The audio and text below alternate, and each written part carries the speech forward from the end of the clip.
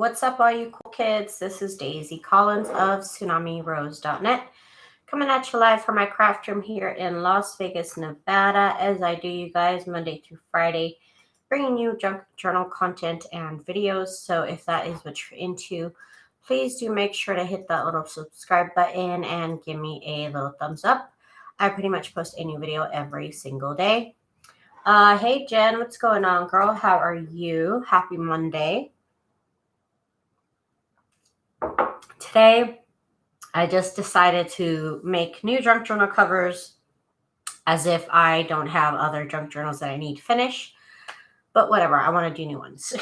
I have fabric that is fabulous, and I want to see it used in a cover. So what I've got here, I'm going to work on 3 of them. We'll see how far along I get today. But anyways, so what I have is I have cut up cereal boxes. It takes about 2 boxes to get this size right here. This is 8.5 tall by 5.5 wide. And so is this. So that's the size of my covers. And I'm going to glue these together. Now, normally I sand these down and then I glue them together. But I've come to discover that it doesn't matter. So let's save my wrist the trouble. And I'm just going to go ahead and glue these together. I'm going to glue the sides that have the images on it first.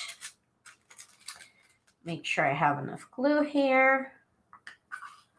What's up, Cheryl? How are you? And then I'm going to spread the glue around with my little silicone brush here. And make sure I get the glue all the way to the edges because, oh my gosh, the edges are what gives me the most trouble trying to glue it together. So make sure I put plenty of glue on the edges. And of course, I'm using my Turbo Tacky glue by Aleene's. It's just my favorite glue, and I use it everywhere. Okay, so there's the cover, and I'm going to put the other one on top. And I do this because I like the sturdiness of these 2 chipboards together. One chipboard together, I have found it kind of like bends and warps, and it's not as thick. If you do 2 of these cereal boxes together, it really gives it the thickness of like a book. Hey, Zena, what's going on? Hi, Sue, what's up? What's up, what's up, what's up? And I'm just making sure that the edges are kind of, gluing together. That's kind of my main concern. The edges, the inside will be glued. And I have it. I'm working on parchment paper here. I am working on parchment paper.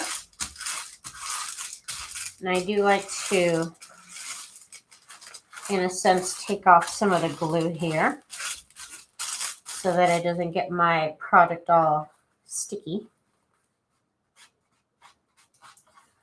And I have my brayer here, and I do like to make sure that the edges get a nice, just so that make sure that it adheres. And we're pretty much done with this here.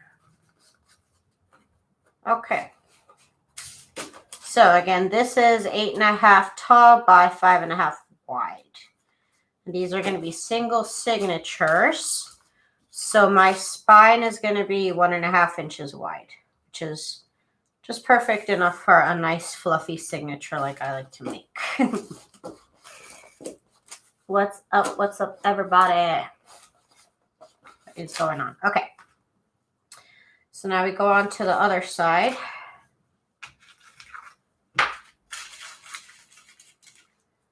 And let's make sure we get I make sure I get a nice amount of glue on the edge. And then I can go on to adding glue in the middle. And I have one of my bottles specifically cut with the hole a little bit way down more at the base so that it's wider. And I have it labeled as wide, so I know that this tip is what I use to make my covers when I need a lot of glue. So I'm going to make sure I get the glue spread onto the edges first. That's like my main concern.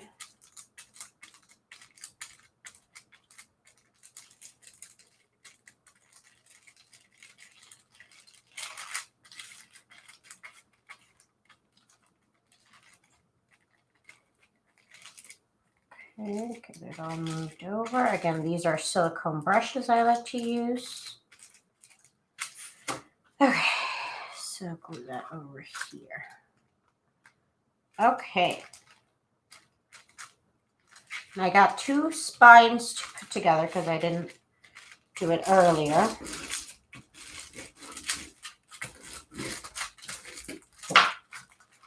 Again, this is 2 cereal box covers. 8.5 by 5.5. That's the size I like to make them. That way I know I can print out my papers, my junk journal pages at 8 by 10, and they'll fit perfectly in here. Just my favorite size to do.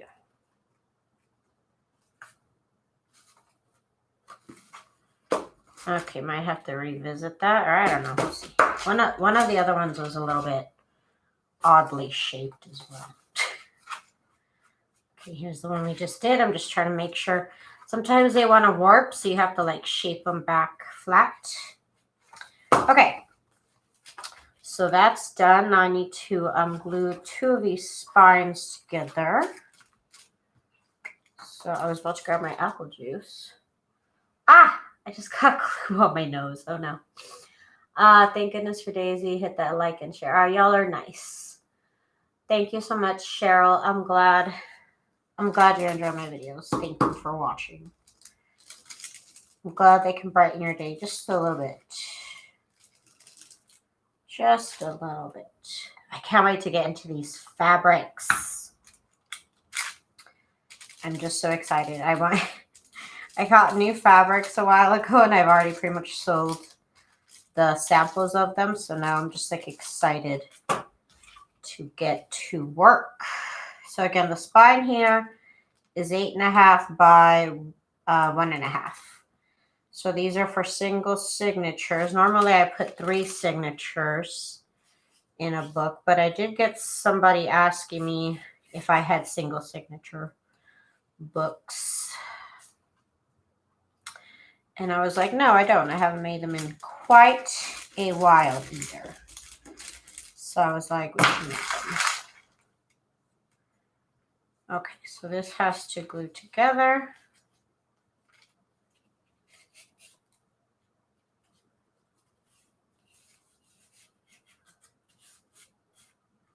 Okay. So that one's done. I got this other one I do. And then we're all done with the gluing for now. Just for now.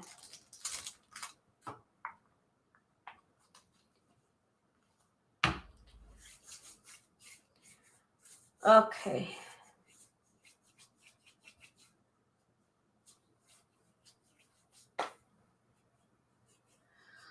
Oh, Sue, I hope it gets better, girl. That's not fun. That cannot be easy and not have a working arm. I'm sorry, you gotta go through that. I hope you get better soon.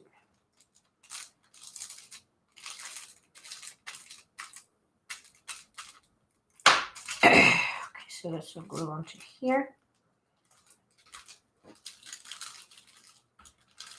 Just squishing it down here. Again, this one's 8.5 by 1.5. Okay. All right, so I'm done with the gluing for now. Here comes the fun part, which is working with the fabric. Remove that off to the side, my glue off to the side. We'll need that, but a little bit later. Get my chipboard. I'm going to need my cutting mat and my rotary cutter. Let me get my cart here.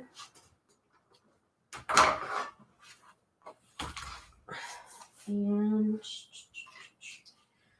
this. Okay, got my little tool cup here next to me. I have a little Rascog. Hi, Kayleen. And Laura. It's good to know for a single signature. Yes. Kayleen, my dad is good. He should have, I need to call them, but he should have had his first physical therapy today. Okay, so now I need to figure out where I'm going to, how far apart these are going to be, right? So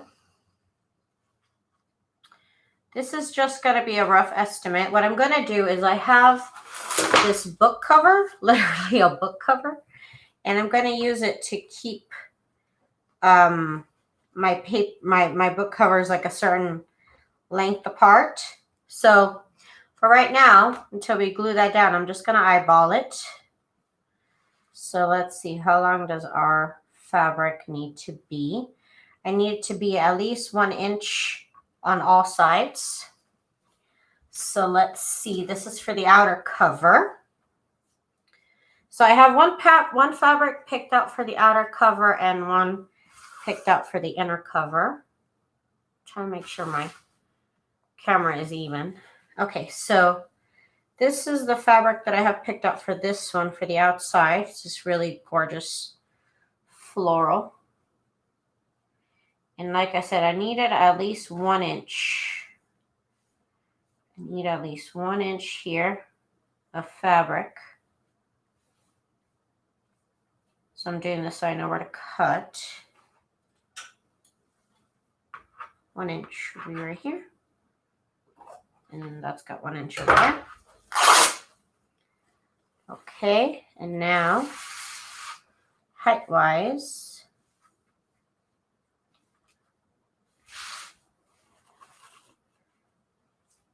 if you don't already have a cutting mat, I do suggest you get one. I really, really do.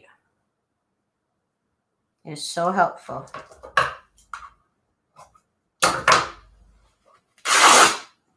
Okay, so this should be my outside cover. Yeah, nice 1 inch all the way around. We might take off some fabric later on in the next step. But for right now, this is what we want right here. So we can just imagine all the way around like that. Good. This might have been a little bit short on that, but that's fine too. Okay, so now the inside fabric is pretty much exactly the same size as this right here. So I'm only going to cut it a little bit larger than this. Okay, okay. Okay, so that's my outside fabric.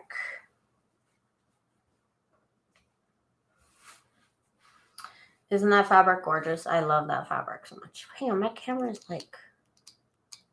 Okay, there we go. I was like, why is it crooked? Why is it all showing crooked?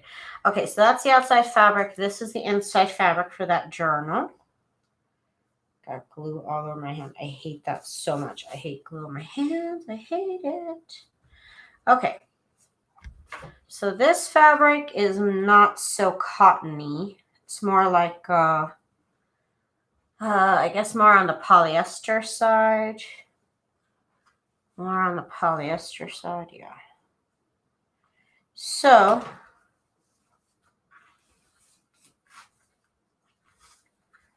this has to be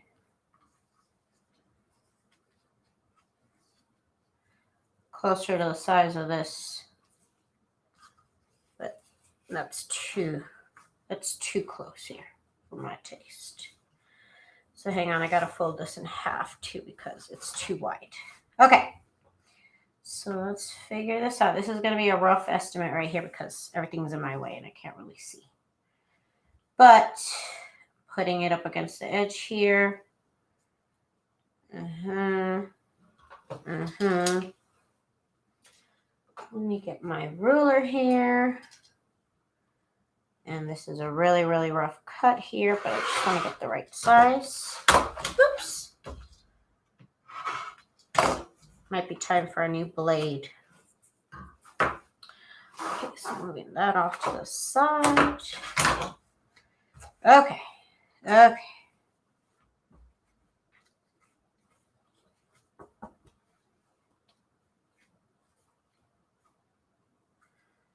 Let's work with this part right here.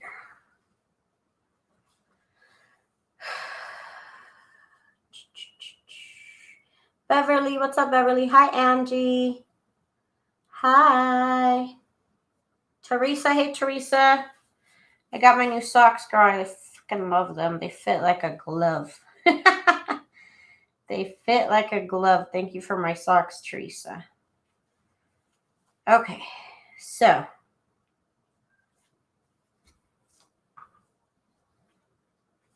it's too precise.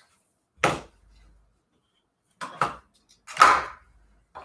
work on it like this. I tend to fold things in half all the time. Okay. Again, rough estimate here.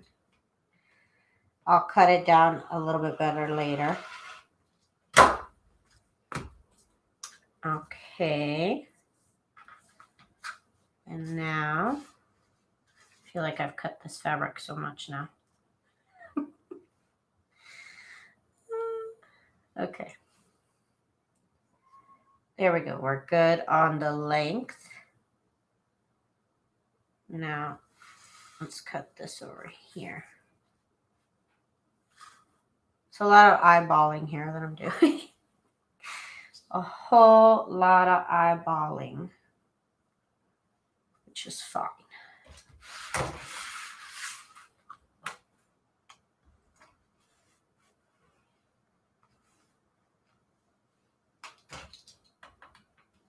Oops. Okay, so however you get to it, the outside fabric, you want it to be about 1 inch around your book. The inside fabric, we're going to want to be exactly this size right here, which can be a little difficult to figure out, so we can do that later. But there we go. We have the inside fabric, the outside fabric for this one. Let's go on with the next one. And I'm just going to cut them the size of this now that I have that figured out. Okay, so here is the outside fabric and inside fabric for this right here. So now, I think the rest of these are more cottony, so I don't have to use my fabric trimmer. So let's see. There's that fabric. Here's my outside fabric for this one.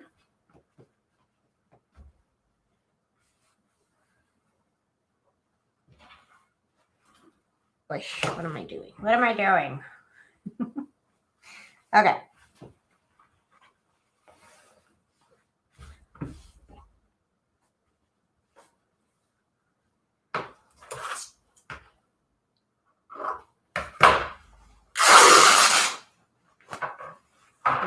Okay. I'm just going to rip it. I think I said this one needed to be slightly wider, so let me just make it slightly wider. Okay, so outside fabric.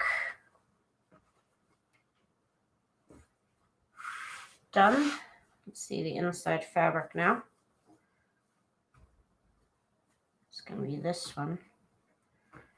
Oh, these fabrics are so pretty. These fabrics are everything. Oh my gosh. And of course, these are all bed sheets. So that's fun. Okay. Okay. Okay.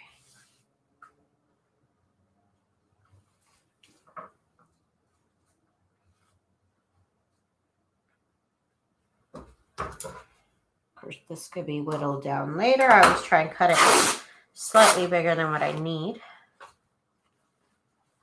Okay. Of course, I want to get a nice, pretty piece. So I guess I'll take this piece right here.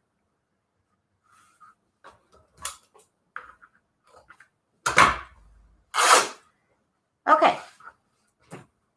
So 2 insides and 2 outsides here. And The last fabric combo is this and this. This is going to be the inside, and this is going to be the outside, which are just fabulous fabrics here. Is this your regular crafting time? Yes, this is my regular crafting time. Sometimes I go live during the day, but mostly I'm on at this time.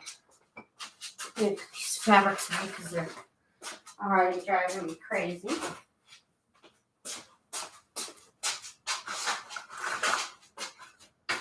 Okay. This one is a pillow cover. I try to really only buy bed sheets, but sometimes pillow covers just call my attention, especially if the fabric is fabulous. I'm a sucker for pillow covers because they're usually like $1. But I mean, I could buy a whole bed sheet for like $3, you know, so I'm very, very picky with what pillow covers I buy because they're not the most cost-effective piece of fabric when you're on the hunt for really, really cheap fabric.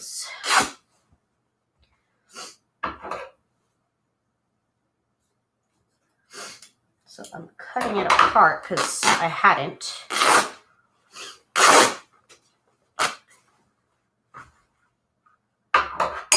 Oops.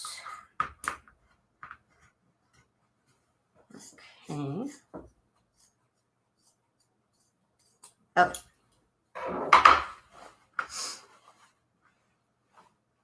Aren't they great, Teresa?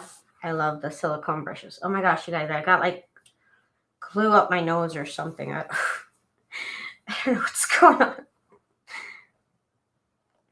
Okay, so I got this seam here that I don't like.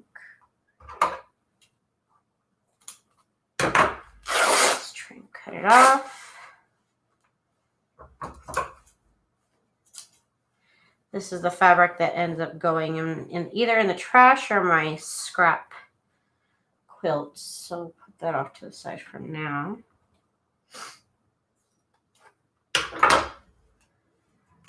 Oh yeah, this one with the white stripes is gorgeous. It's gorgeous. Just gorgeous. Okay. Now I finally have some fabric with no edges here.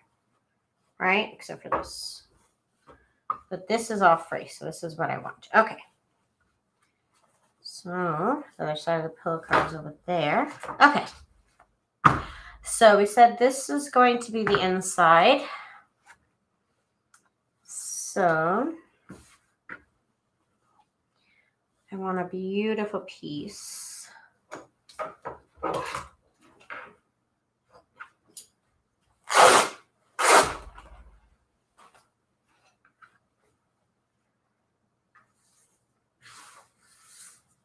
I want most of this right here because it's the most prettiest.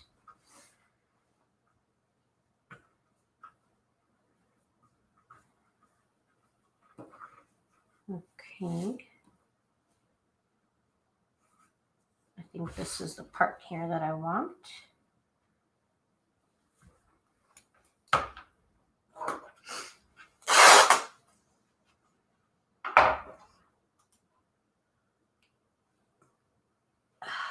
Kate says, I love your fabric.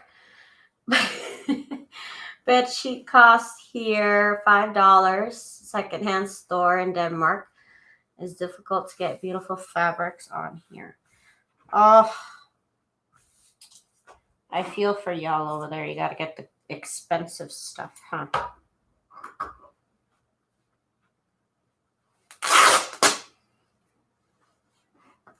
Okay, so that's the inside. Now I need a piece for the outside.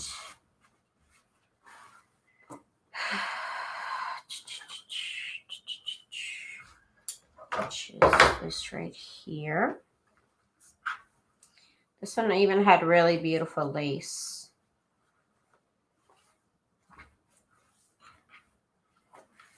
Okay, let's see. Okay, here's the edge. Off. And then, of course, it likes to continue sometimes. just going to cut off a little piece, and it just wants to go everywhere and do everything all at once. Okay. So this will go off to the side. Okay. Now I have the fabric here to work with. And it's beautiful. I want this part right here. Yes. That is what I want. Oh, it is too narrow. Does it have to be this way? Does it really? Is there a part that's more wide? Maybe there's a part that's more wide. Yes, there's a part that's wider, which is right here. This would be gorgeous. Gorgeous. Oh my God, so much thread here though. Hi Violet, how are you? How are you? Okay. I still have a few packs of the fabric. If anybody is interested, you would get some of these patterns here that you're seeing. Actually, I needed to update one of them. La-di-la-la, 1 second.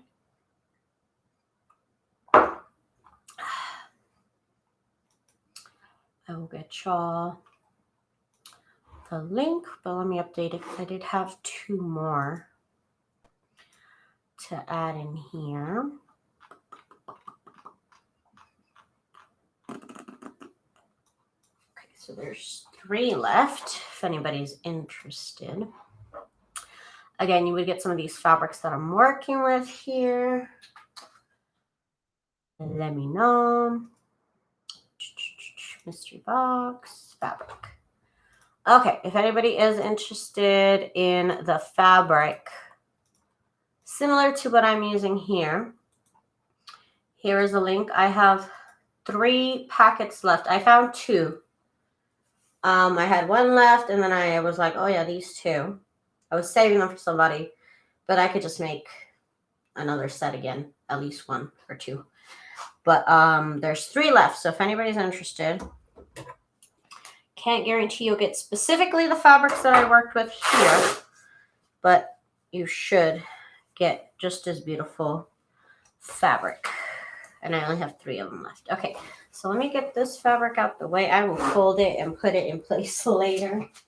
Don't want to deal with it right now. Okay, so now the fun starts now, right? Okay, so let me put some stuff away. Let me turn on my iron because we're going to get started with that whole thing. So get my iron onto the hottest setting. Put my glue away, get stuff away from the iron. Okay. I got string all over me. I usually have to lint roll myself off before I head off out of my craft room. Okay, let me put my cutting mat away. Let me bring out my ironing mat. Okay.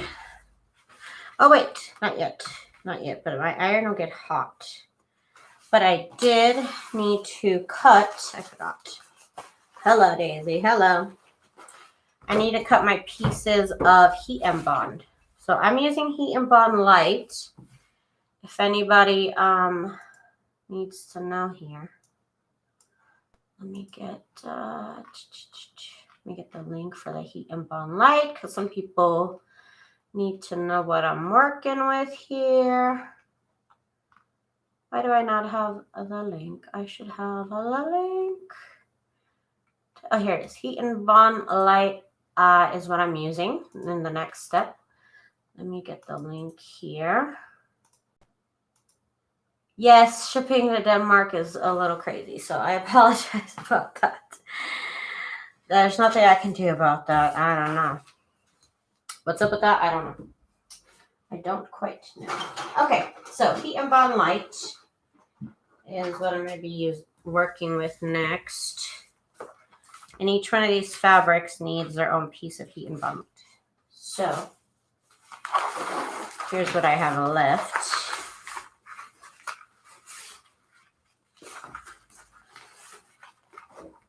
I'm going to use this cup here to help me hold it, because it is a little crazy. Okay.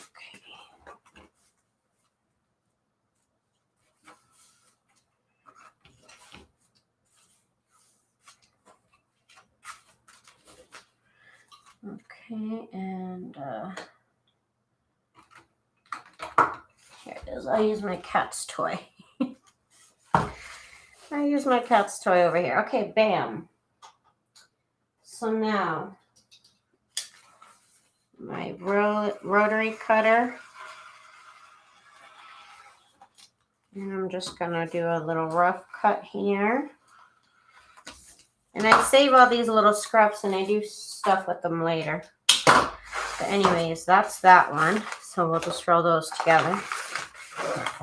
Okay, so the next one, for this one right here.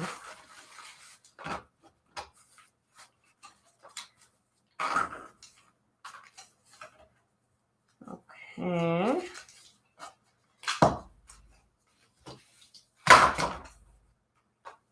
Get it closer to the edge, I suppose. It's okay. I always cut things too big and then I'll cut them down later.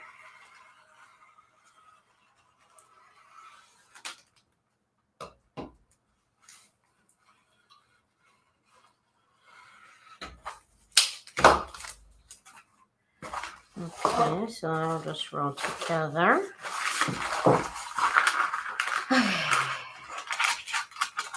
Is there snow? Is there snow? Does 2 fit going the other way too wide? Oh yeah, they wouldn't make it. I don't think it'd make a difference. I don't think it would.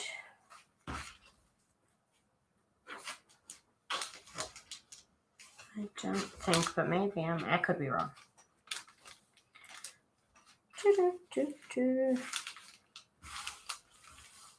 No, I think it's too wide.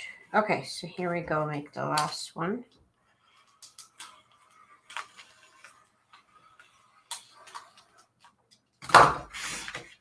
That one's all crooked, but okay.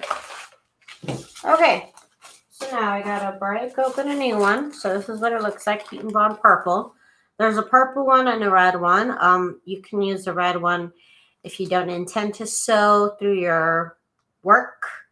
But I do like to sew like a little edge on these, and I also like to, sometimes when I do my patchwork junk journals, I like to sew on them. So I just buy the purple one, because I never know when I'm going to sew on it, so it costs the same.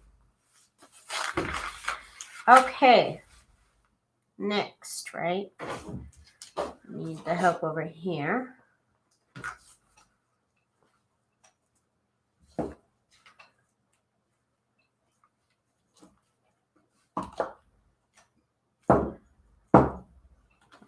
Okay. There we go.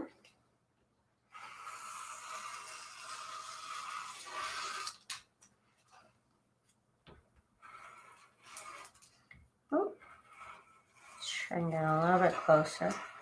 Of course, I just cut through the fabric a little bit. Fine, I guess. It's fine, it's fine, it's fine, it's fine. Okay. Let's see here. We're down to the last 2 fabrics that need this.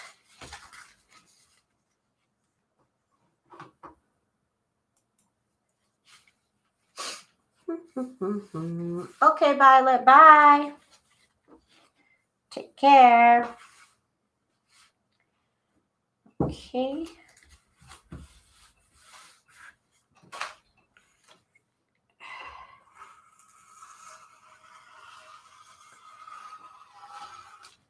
Okay.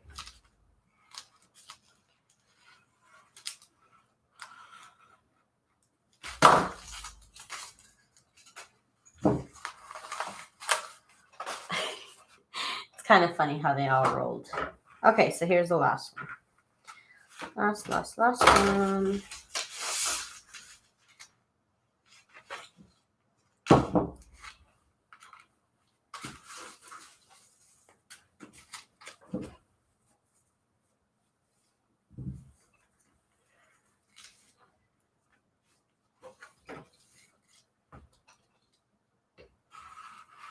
And you can buy the HeatnBond off Amazon or Walmart. It's the same price.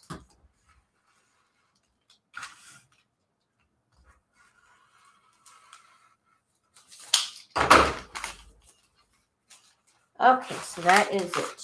That was that step that I forgot about. Totally forgot about this step. Let me put everything back where it should be. Okay. Okay. Get everything out the way. Okay. So, this needs to be put away for now. Now I need my iron board here.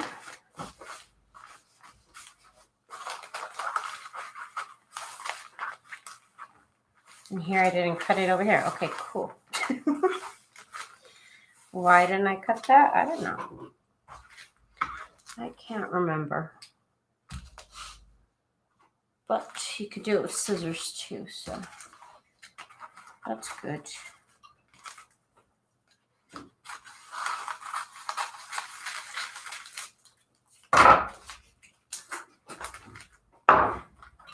Okay. So let me iron this on here. Now I do have my iron set to the hottest setting. And the HeatnBond has this shiny textured side and then it has a matte side. So I make sure that the textured shiny side is facing upwards and that is where the glue is.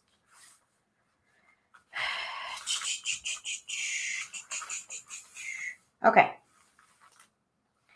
So now I got my iron and I'm going to place it down so that it kind of adheres in that spot.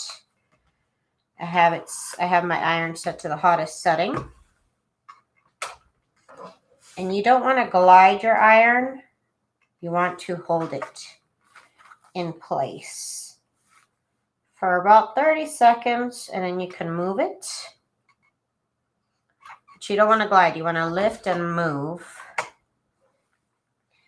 Lift in place, don't glide. And you want to make sure and not have your iron touch the textured shiny side of the HeatnBond because that is glue. And you will glue your iron. You'll add glue to your iron, which is terrible. So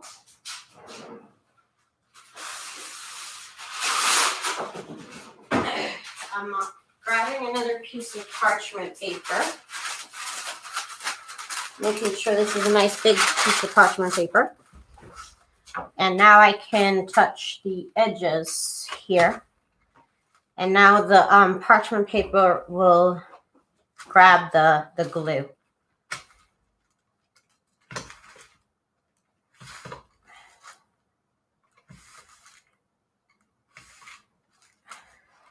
Again, you don't want to glide your iron.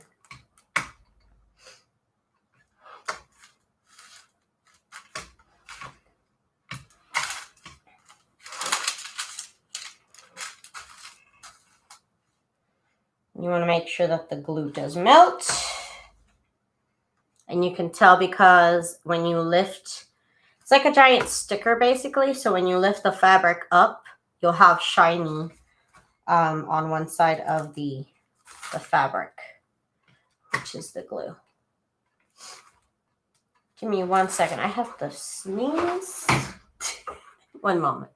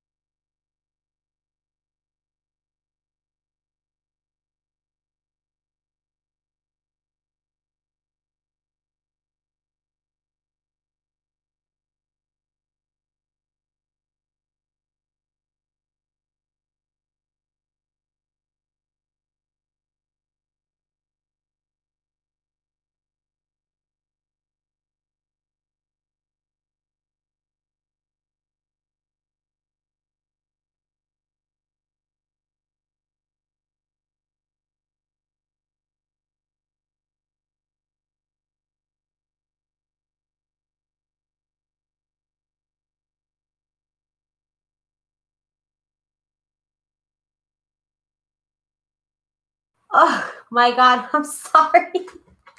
Letitia, I'm sorry. I forgot. Hey, elegant embellishments, girl, how are you? It's been a minute. I apologize for that. I'm just like going and going, and I don't even know what I said that y'all don't even know. The shiny textured side is what has the glue. That is what gets glued to the wrong side of the fabric. You want the right side of the fabric to be the side without glue. Sorry. Sorry, y'all. Hi, Safina. How are you? D, right? Was it D? That's what it is. Elegant embellishment. Her name is D. She's awesome. I was trying to think of your name, girl. My bad. Again, I'm lifting and placing the iron where it needs to go next. I'm not gliding it. Lift and place for about 30 seconds, and then you can move on to the next spot. I was wondering why no volume. Was checking my headphones. I'm sorry, y'all. That's happened a couple of times. A couple of times it's happened.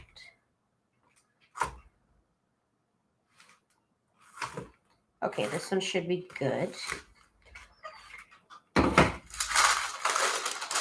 Let's let this cool down. Sorry, y'all. I'm a klutz. Sometimes I'm a klutz. Okay, I'm getting it cooled down. Okay.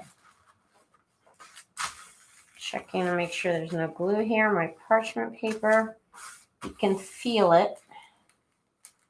Because obviously the parchment paper is smooth and then the glue feels a little rough on your hands. And you just scratch it off. Okay. So there's this. This part right here needs ironing.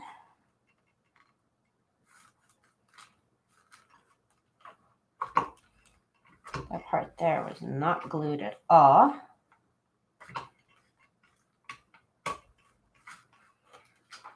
Okay.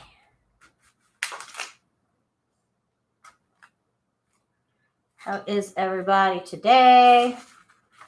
Right, hubby is working, so I'm watching, trying to learn. I have to gift my mom's friend wants a sewing theme. Oh, how cool. How cool. Okay.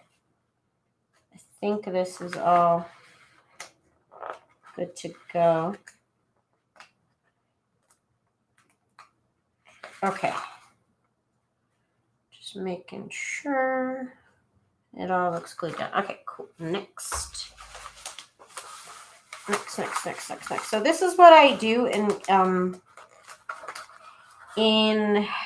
instead of gluing my fabric down to the book cover itself. I like to do this because it's less messy, less glue. I don't like Fabric-Tac, and this just seems less messy.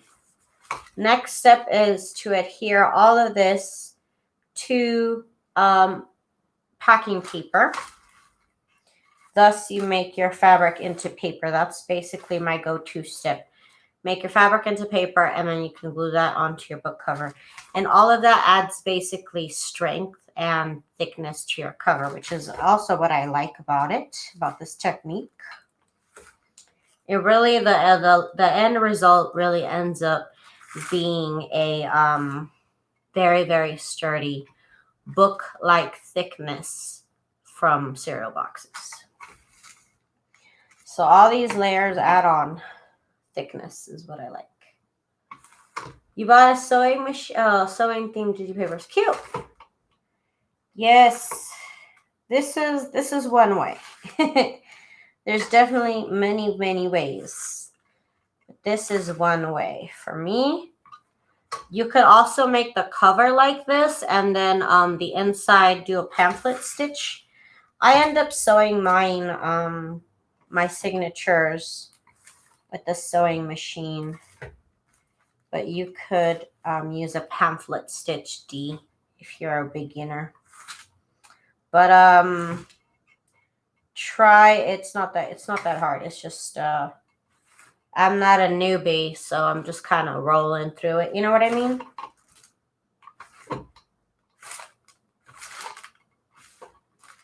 But for noobs, I would definitely tell you to try out different techniques and see which one you like the most.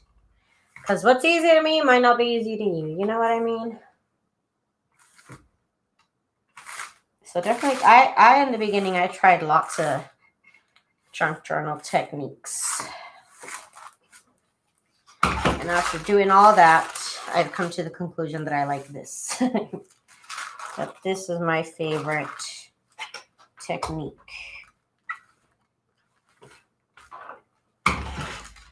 Okay, so let me let this cool down.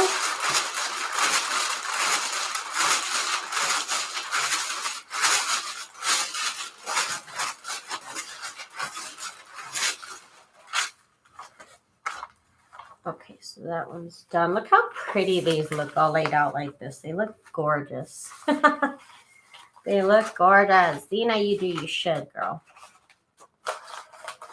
See if you like it. You might not like it. I don't know. You know what I mean? You got to try it to know.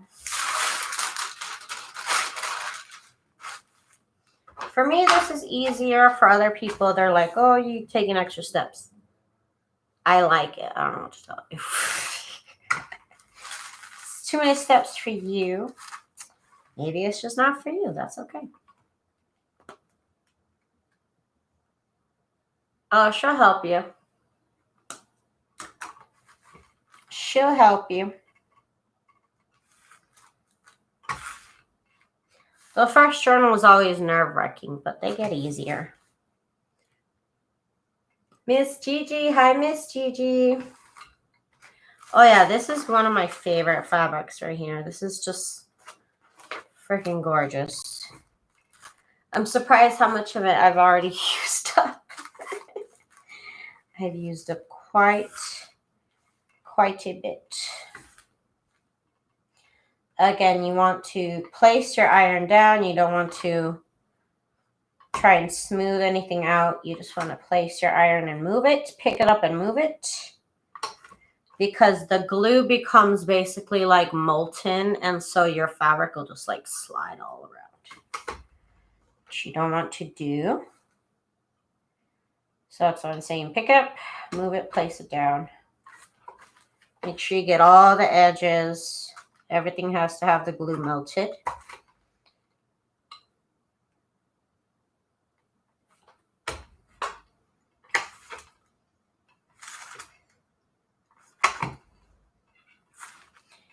Get everything melted. I think we're good. Let me cool this down.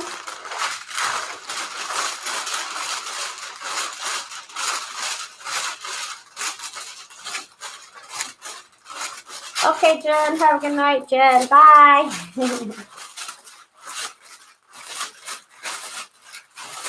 Okay.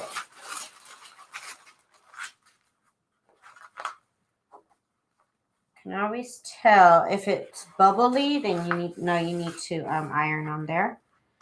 But this seems to be good.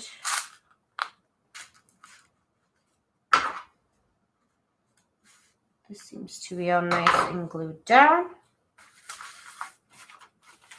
I got 2 more. On these light ones, I'm starting to realize I need to check and see if there's any threads in the background, because they are starting to be very, very apparent on the very, very clear fabrics, like the sheer fabrics, I should say, that there's threads in the back. So now I need to watch out for that. Like, okay, now I know. Okay. Placing down and then moving it, making sure my edges are down.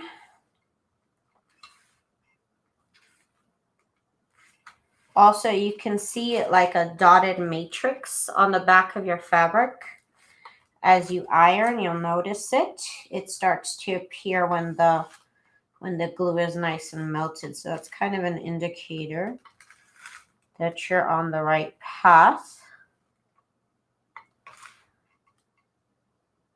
Making sure we glue down all the fabric. Again, try not to slide your iron. Sometimes it's inevitable. But if you can, make sure that you lift it up.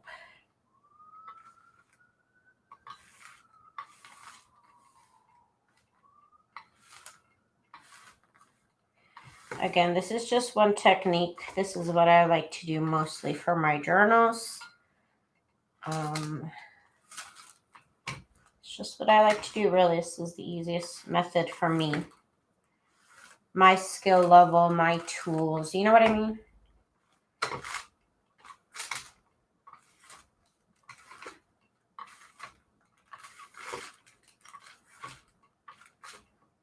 Make sure in the middle we're nice and melted down.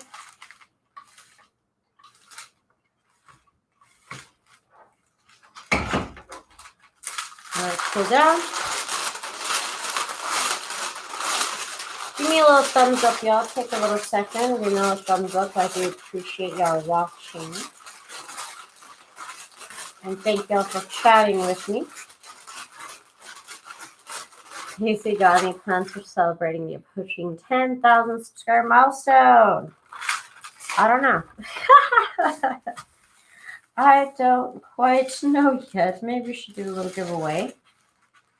Maybe I could do a little one. It's coming up, ain't it? Show is. Let's see here. I can get the glue off my parchment paper. And we are nice and glued down. Nothing looks bubbled. That has glue on it. Yes, okay. Last one that I need to melt. And then we can get started on melting the melting it to the packing paper. So that's another ironing step. Of course, I like to make more than one journal at a time. It just works out for me to make more than one at a time. Okay, here. Okay. And let's iron the last one. I'd rather do this than work with glue. Honestly, I'd rather work with the HeatnBond and iron than get glue all over my hands. Because I know that's what happens with the whole glue the fabric onto the cover technique. But I'd rather not. I hate glue on my hands. So I'd really rather prefer this method here. Thank you, Safina. Too kind, girl, too kind. This is going really well. I am so happy about all these fabrics I got to pick. Maybe, hopefully, I remember which fabric I picked for the outside. I'm already starting to forget which ones I picked to be pairs. But anyways.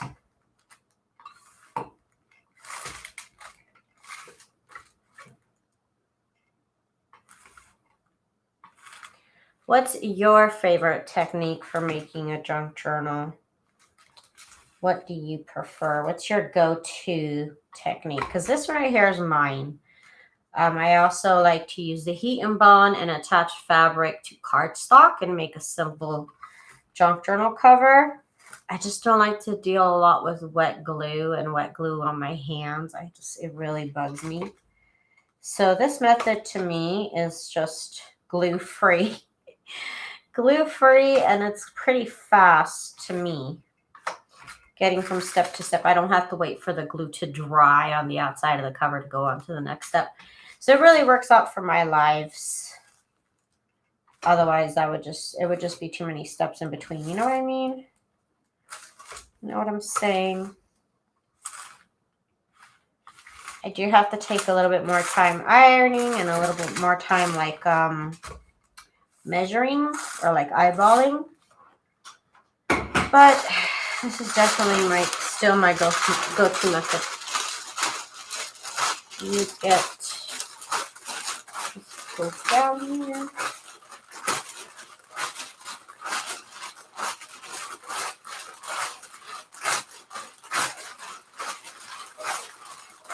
You know it's ready because it'll just lift off the parchment paper on its own.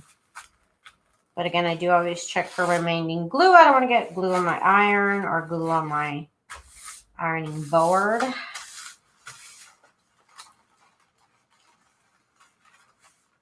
Okay. So we're all done with that ironing. Now, on to the next batch of ironing. Which we are going to iron these fabrics now onto this parchment paper. Again, this just adds another level of thickness to your cover, as well as if you're working with opaque fabrics or sheer fabrics. This keeps the color basically of a background white. So before I used this. I used to use tissue paper, and if my fabric has white on it, whatever color the book cover is will show through the fabric. So even when I use book covers, I like to use parchment. I like to use packing paper instead of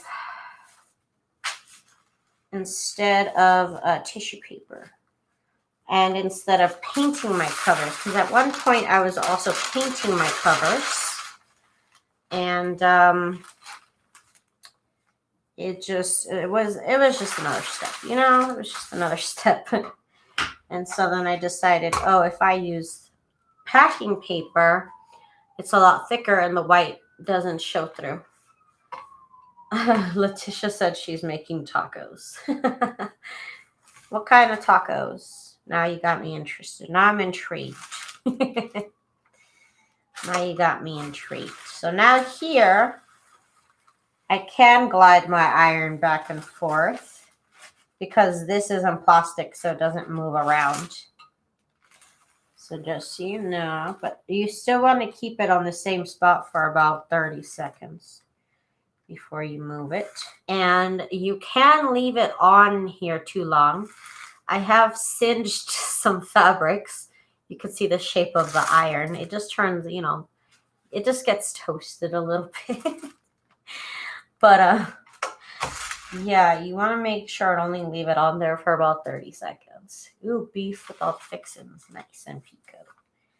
Very nice. I made my famous Mexican chipotle chicken soup, and it's only famous because of that one time I made it for my grandma.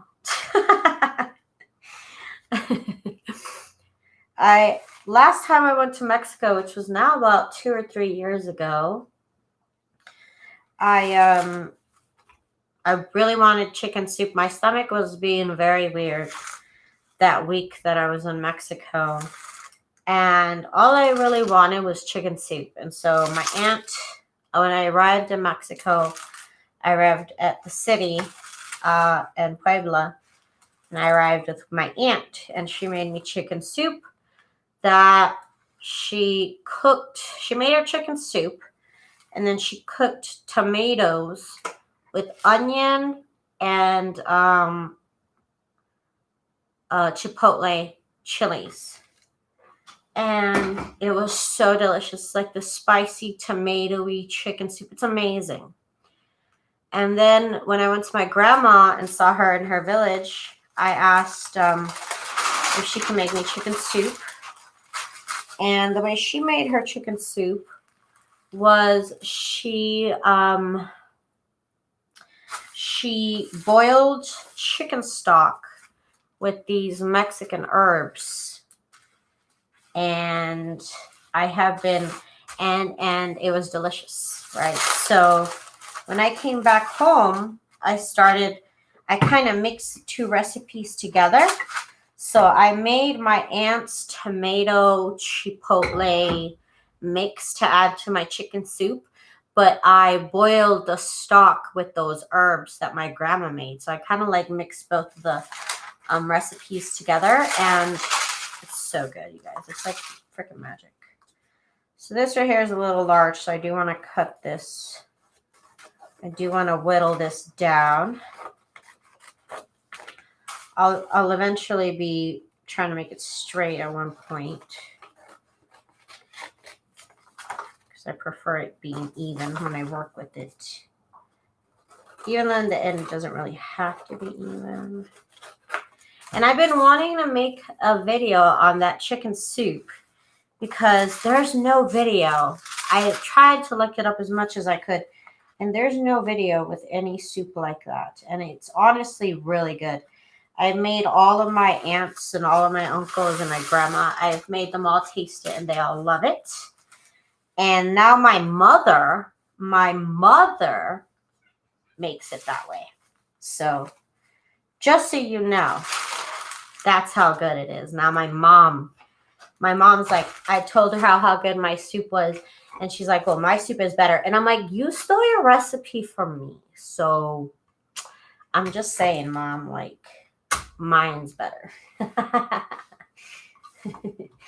I make chicken, avocado, and cheese soup with lime and cilantro. That sounds interesting. That sounds pretty interesting. Thank you, Miss Gigi. Safina says she likes to make her fabric cover journals with curved hidden spine. Ooh, that's fancy. I haven't done those. That sounds fancy. She says she uses ATG gun or wet glue to attach or mount board or chipboard cover, and like to cover inside with wallpaper. Ooh, wallpaper. I do have wallpaper I want to use up. That'd be interesting to use up. You need to do a video. I do. I want to. I have to clean my stove, though, because my stove is disgusting. It is quite labor intensive, and it's very Mexican. So it uses very, very Mexican vegetables that maybe you've never even heard of. So, and the herbs that I use, you have to go to a Mexican store. You cannot get these herbs at Walmart. You have to go to a Mexican grocery store, which everybody has a Mexican grocery store. Everybody has a Mexican grocery store. So it's time to be brave and go to the Mexican grocery store. Hang on, I didn't glue down right here. Looks like I still need to do it. So my mom has been copying my mix of this tomato chipotle mix that I make, and she tosses it into all of her soups now. She thinks she's slick. She thinks I don't know what she does. But I see it, Ma. I know what you're doing. If you're watching this, I see it. My mom doesn't watch my videos. Oh my gosh. Okay. So now we got these here. And I'm just going to roughly cut them out. This is the part where I would make them even. That'll probably be the next step that I got to do, is making them even.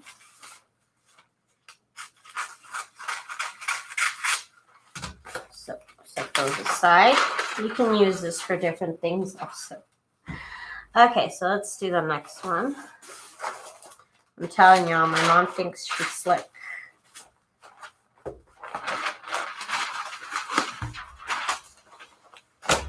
Okay. Okay, so we got these two. I need this. I'm trying to get all my pieces together. Okay. And packing paper, of course, you can find in the moving aisle of whatever store you're in. Wherever they have moving boxes, packing tape, bubble wrap, all that stuff. Next to the moving boxes, you will find packing paper. And I've now found it at the dollar store. So if you go to the 99-cent store, they might have packing paper now. Again, this is just thicker than tissue paper. So if your fabric is opaque, it basically covers that. making sure my thread is off here because this freaking thread, if your fabric is sheer and you glue down your fabric with thread in the background, you'll see the threads like right here. It's kind of funny. Okay. You could also kind of rip off the glue with your fingers right here at this point. If you see it, you could just rip it off with your hand, or you could just leave it on there. It's fine. Either way is fine. So let's just make sure all the fabric here is covered by the paper. Okay. Okay.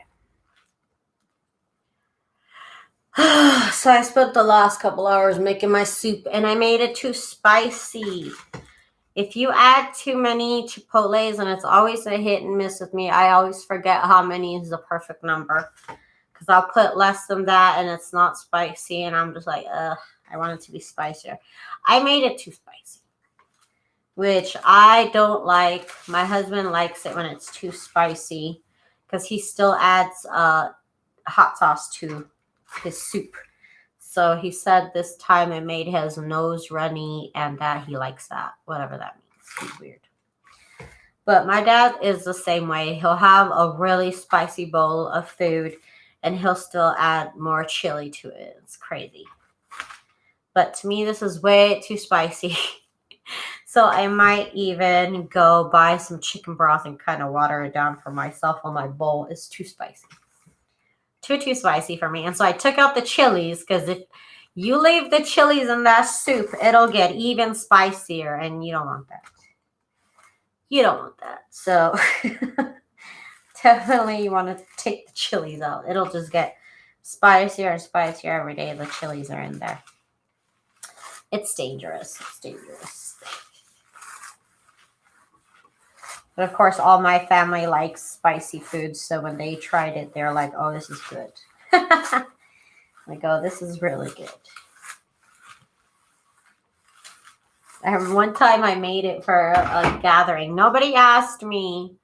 Nobody asked me to. Nobody asked me to. I was just like, here, try this soup. Everybody's like, okay, Daisy. It's chicken soup, but I was like, no, you have to eat it. I was very excited about my soup. Let's see. Okay.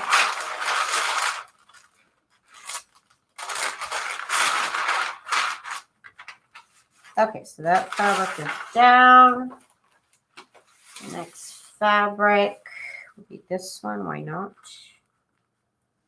Why not? Why not? Ooh, did that not glue down? Hang on. What? Why? Why did this little edge here not glue down? I don't know. So we'll glue it down. Thank you, Letitia. Isn't it gorgeous? Bed sheets, girl. Bed sheets. This one was a pillow cover. I wish I had this bed sheet, but it's just a pillow cover.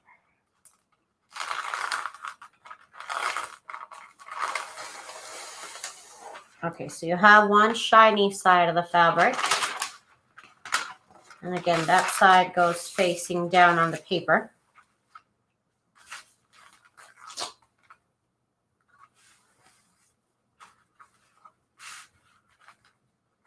Oh, yeah. And then parchment paper. And parchment paper. Okay. So I got 2 more to do after this one. So that's good. I very love it. I saw some new fabric cost $20. Yeah, I don't buy new fabric. It has to be at a very good discount, because buying fabric by the yard is insane. I don't know why it's so expensive. I don't know why, but it is. It's ridiculous. Okay.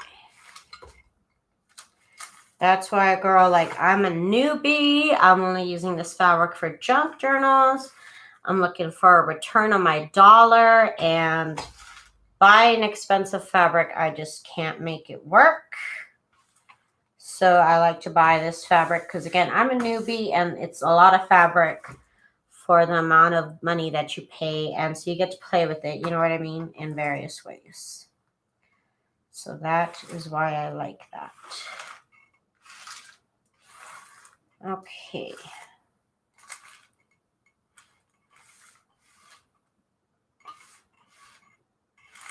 You have to make sure you leave the fabric, the iron on here long enough to melt the glue. But you also don't want to burn your fabric. So again, about 30 seconds is good. Before you move it, you want to make sure you get the edges of the fabric adhered. That's important, I heard.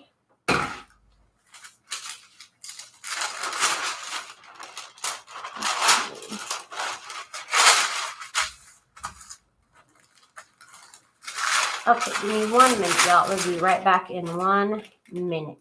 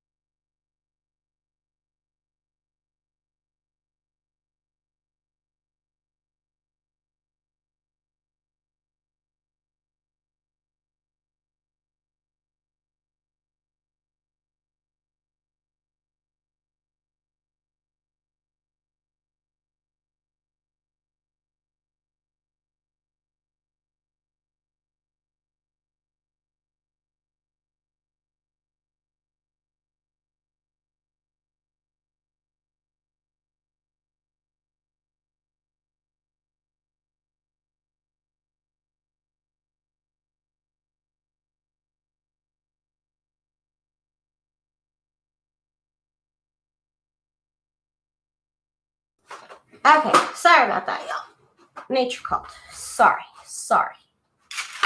Okay, so we are back. Sorry if I made y'all, some of you worry. Just had to do what I had to do. Okay, so we are gonna cut these up part. Sorry. Okay, so let's get this kind of here. Get as close to this as I possibly can. The outside cover is not so much that it needs to be perfect. So this should be fine. Okay, we're good. Okay. Okay. I thought you meant to grab something to show us that you can see. I probably should because it's that good. I went to go eat a bowl of chicken soup. I'm sorry, y'all. I'm just kidding.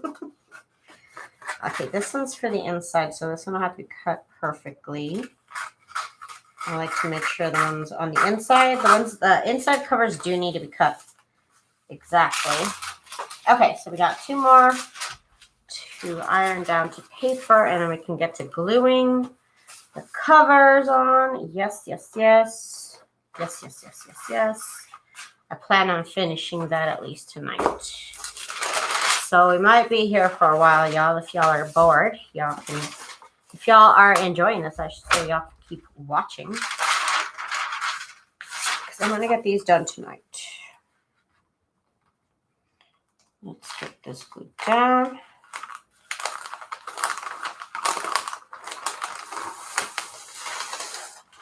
See, this fabric is very sheer here. And I just hate that this thread is going to show. So I'm kind of ruining my own glue job right here. But this thread, I just don't want this thread to show in the back. It did kind of remove some glue from a couple spots, but you know what? That's fine. I'd rather that than that thread be showing in the back. It was terrible. Okay. So here we go. It might be kind of cool to collage different fabrics. Yeah, you could definitely do a faux patchwork with this technique, definitely. And you could definitely sew on it because this HeatnBond is sewable. And Stephanie, hi Stephanie. I don't think I'd seen you comment, so hello. Hello, let me get this glue off of here. Okay. Okay. So let's finish getting all this ironed on here. The stripe one looks almost like wood grain. It's very cute, isn't it? I love it. Hiya.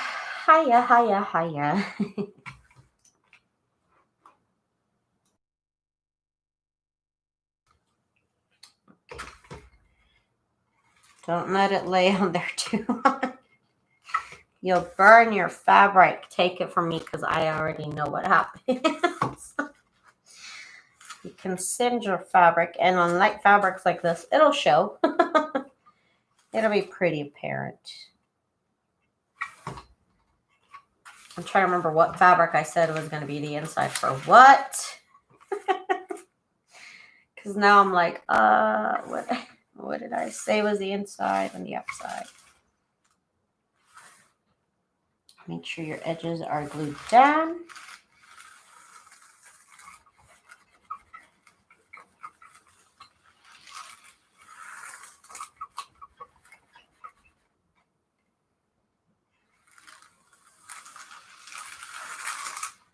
Okay, I think we're good here.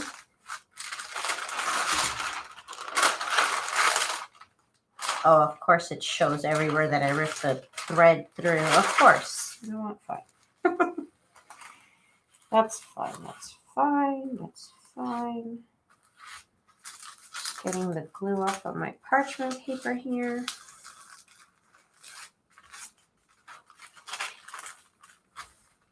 You can feel where the glue is.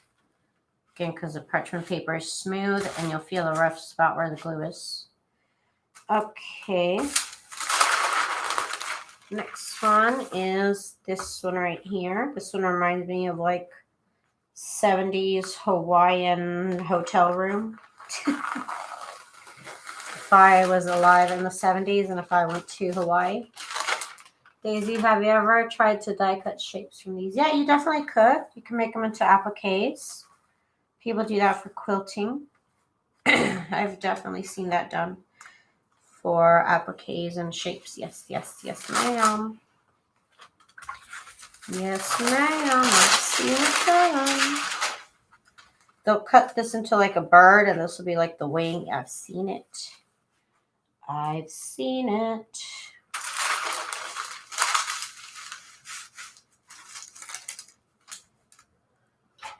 Hi, Happy Maker. How are you? Welcome. Welcome, welcome. Last two fabrics that need to be adhered to paper. Yay. We are at a good spot here. Okay, I'm getting 3 covers done, so I'm a little excited about it. I just couldn't help myself. I really wanted to try out these fabric combos. Some of my new fabric. I just wanted to see how they would look on a cover, and I think they're going to look so pretty. If I can remember what color combos I said were going to be with what. Let's see if I can remember. And get the glue melted here. How are you, Happy Maker? Thanks for watching. We're going to be here for a while. I want to get this done tonight. So this might be, I don't know, might end up being like more than a 2-hour live. Which I don't normally do, but I'm just on a roll right now. And I'm just trying to go with it, okay? I'm just trying to go along with the flow here. So here we have our covers. Again, the outside cover doesn't have to be as precisely cut rectangle, but my inside covers do. And as much as I want to cut out the inside covers, I need to, let me turn off my iron first of all. First of all, we're done with the iron, so that needs to be turned off.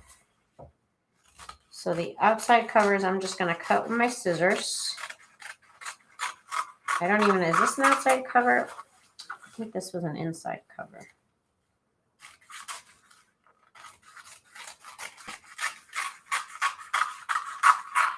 Let me see. Hang on.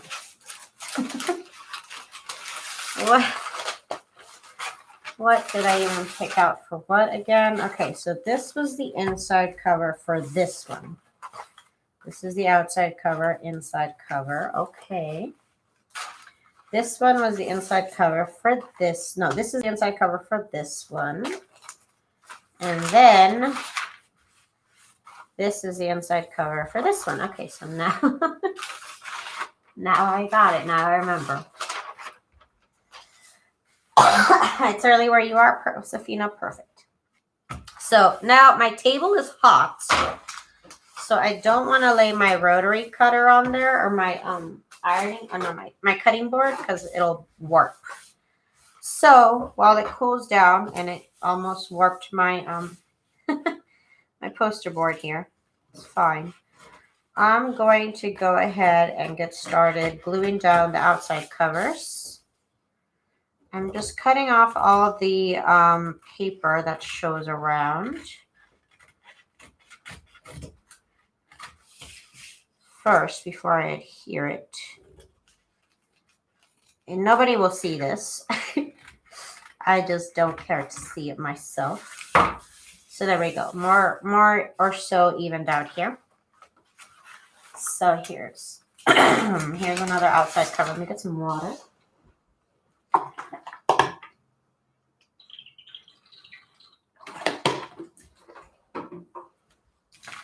So this is an outside cover here. Again, let me just kind of cut off all this excess stuff here.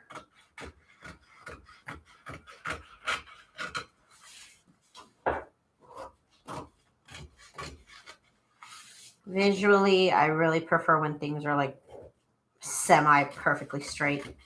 Oh, you know what I said I was going to do that I didn't do? Let me see, while my iron is kind of hot. There was one of my covers that was kind of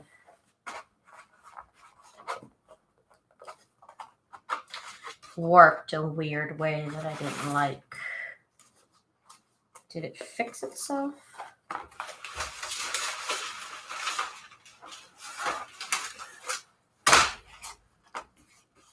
Yeah, it did.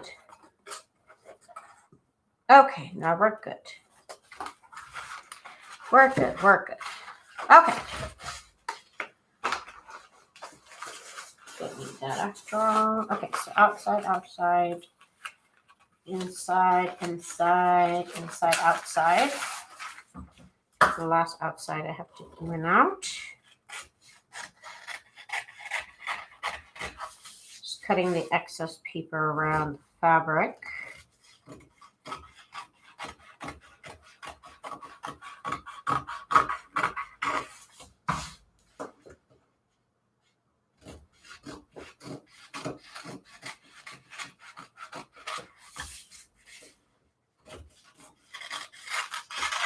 I always feel like it takes me the same amount of time to make one cover than it does 3 covers.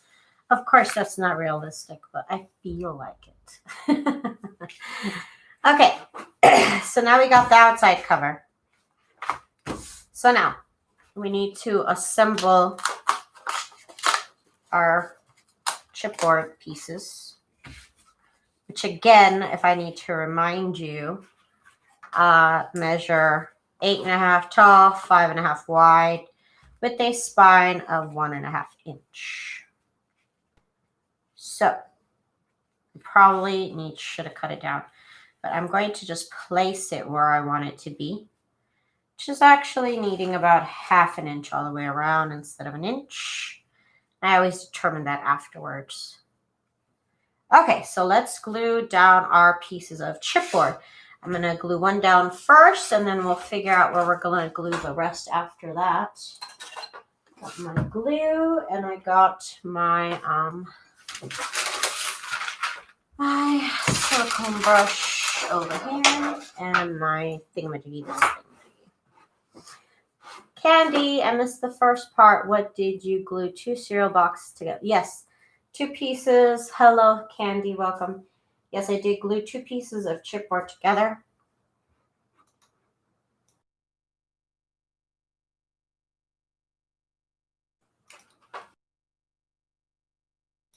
I prefer the thickness of 2 pieces of chipboard together instead of just one. So that's what we're going to do. Again, 8.5 tall, 5.5 wide. You can pick whatever size journal you do. I've done the same technique with mini journals. So just, you can pick whatever size journal you want to do with this technique. Okay, we're getting glue on here. And we're going to go ahead and spread the glue. Very important to have the edges glued down. First and foremost, that's my first worry, is about my edges having enough glue. Then we'll worry about the inside here. I'm going to need to open up a new bottle because this bottle is running out. It's on low here. It's on low.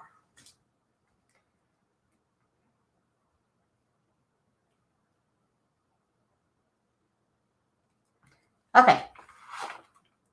So the first cover goes, again, I want 1/2 inch around. 1/2 inch to 1 inch. Okay. So it's still malleable. You can still move it around if you don't like where you placed it down. A little bit more right there. Oop. Kind of dips down right here a little bit, which I don't appreciate, but I guess that's what I picked. It's fine. It's fine. Okay. So now I just want to make sure that it adheres well. And next, what I have, yeah, you could use the spine, but I'm trying to make it a single signature, so that's why I'm like making it I'm making my own custom shape. You know what I mean? Okay, so what I'm using is, this is a book cover right here. This is literally a book cover. And I just wanted the thickness of the book cover to be the space here so that I can have, you know, the same amount of space all the way around. So let's get this spine placed down.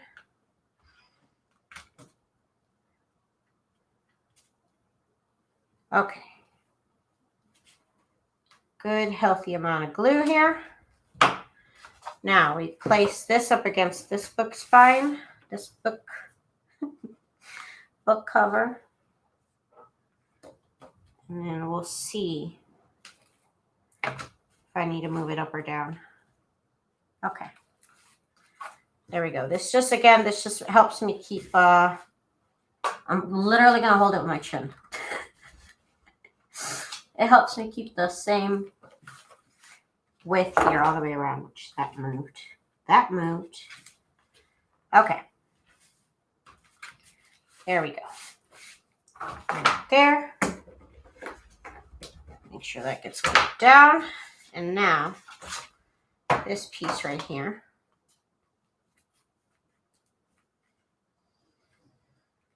Needs to be glued down.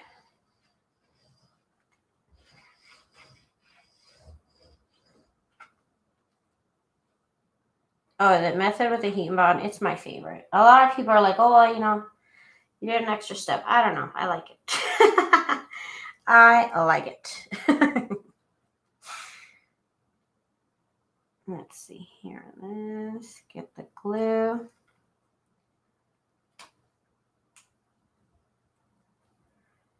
Move around here. Make sure it's at the edges. Okay. So let's put this right here. And let's get this glued down.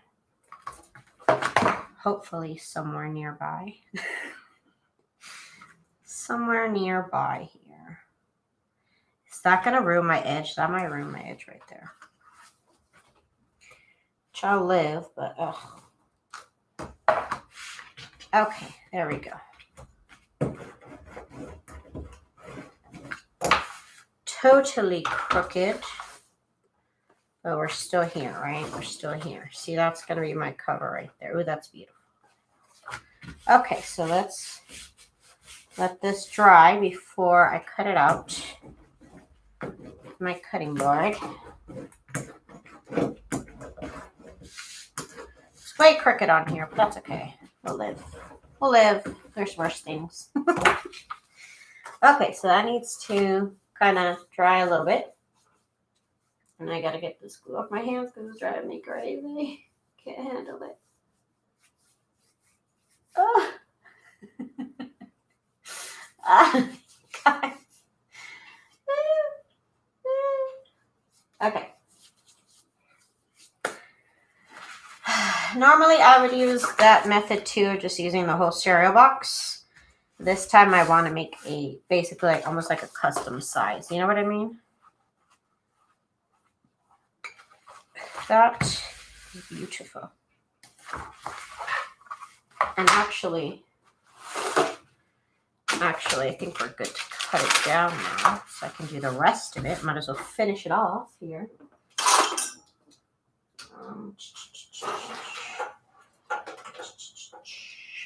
Of course, I'm being extra. You don't have to be this extra. You don't have to.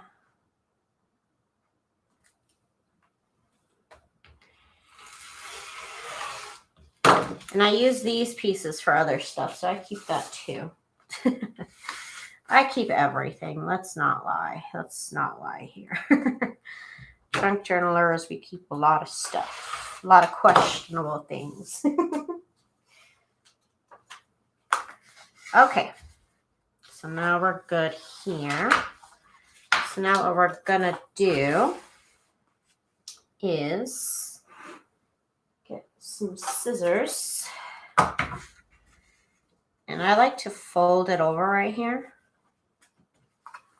And then I'll cut slightly above that. can bring this corner in and then cut slightly above that.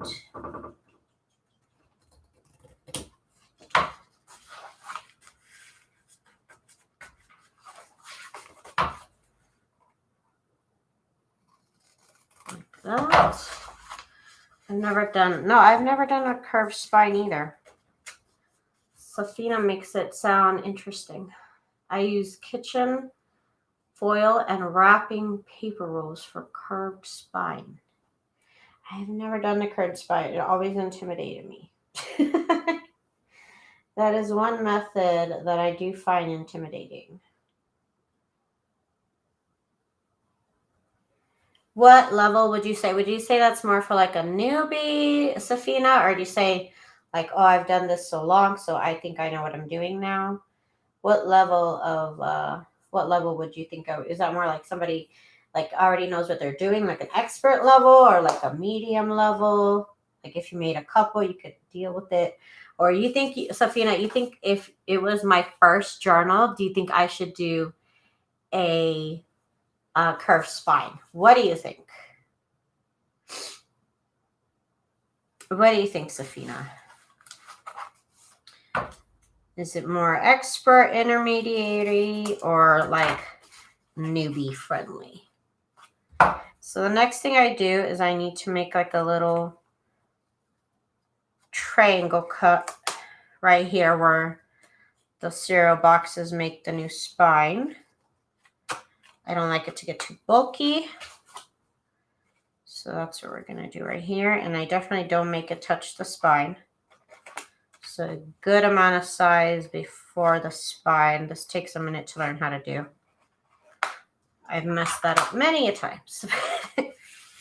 Many a times. Okay, so the first thing I'm going to do is I want to glue down the whole side here.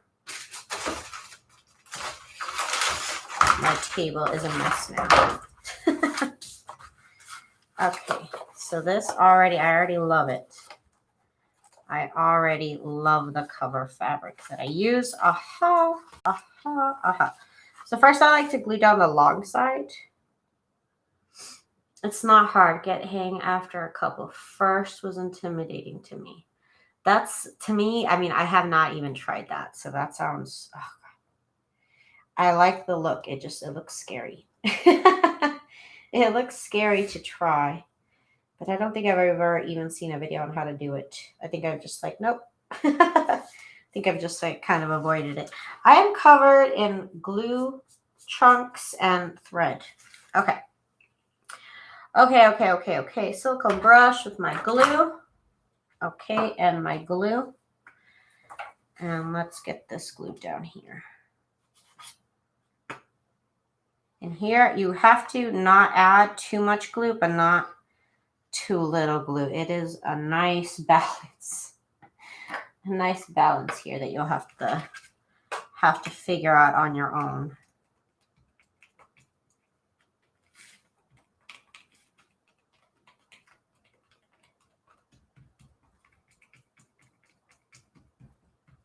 Okay, let me just kind of wave this around, kind of just to glue, to dry the glue a little bit so that way it's tacky and not wet. We're gonna bend all this in. And I do like to pull and push to make sure it's nice and tight up against the chipboard.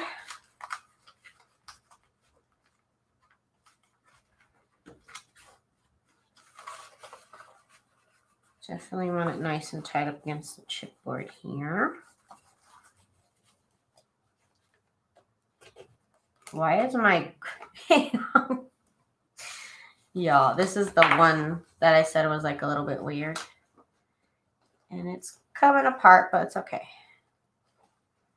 We're gonna fix it. It's not too late to fix it right here. It's okay. Okay. So now the long side here is done. Let's do the other long side. Okay.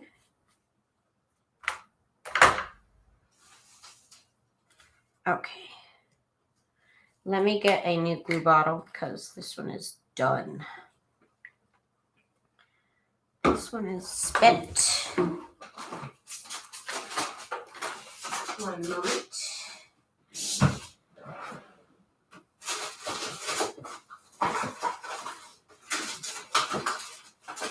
have extra glue. Here, okay. So, extra glue bottle. Check. I always try and pick up a glue bottle every time I go to Walmart. And we got my wide nozzle. Perfect.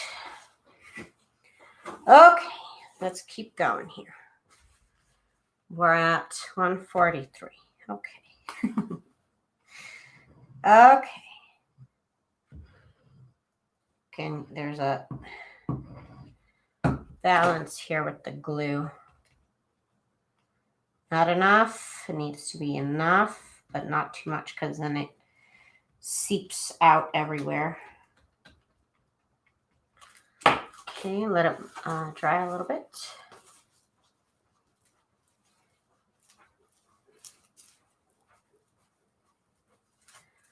Okay, so now it should be tacky, not so much wet, and then it's easier to glue down.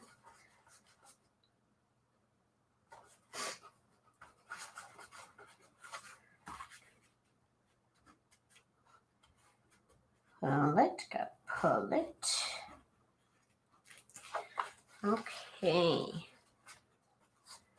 So this is nice and down. Okay, now this side over here. Let's pick up all this extra glue right here.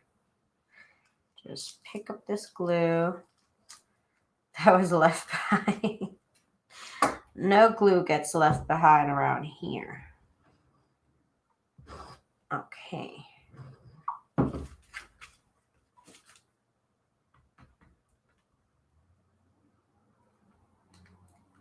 Make sure this little edge here gets some glue. Okay.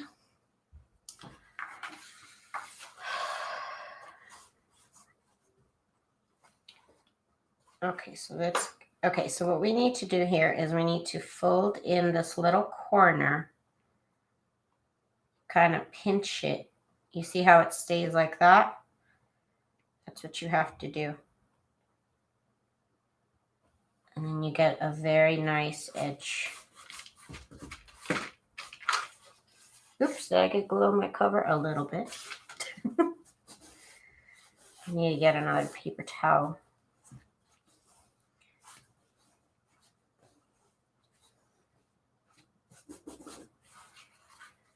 Now, your chipboard might want to kind of bend. You just have to literally have to try and make it straight. And then what you could also do is keep these covers under something flat and heavy. And so that way they can straighten out too. Okay, let's get this. So again, normally I would use the spine of this cereal box as the size of the spine. But maybe, like I said, for this journal, maybe you want to make your own custom spine of your own size. So this is basically the way to do that.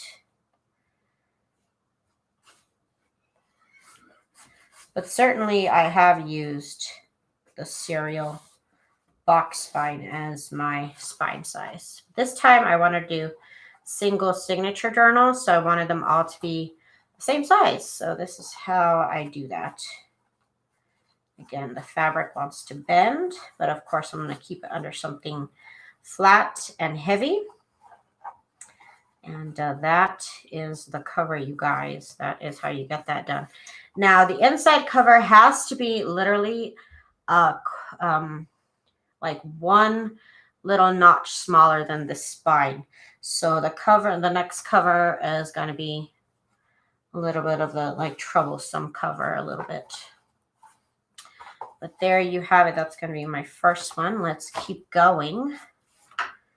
Let's keep going on with the next one. Here it is. Let me go get a paper towel because I need to wipe off this glue off my parchment paper.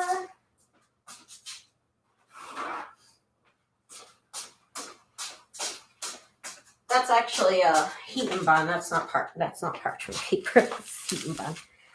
But again, I like to reuse it, so I'm gonna dry off the glue so I don't get glue on the next project. Okay, let's move this off to the side. Okay, so here's the next cover we're doing. And we grab another 2 book pieces and a spine. And let's see. I'm gonna make sure I keep it up to this edge here because I want this pink flower here to show the most, the mostest. Okay, so let's get this glued down here.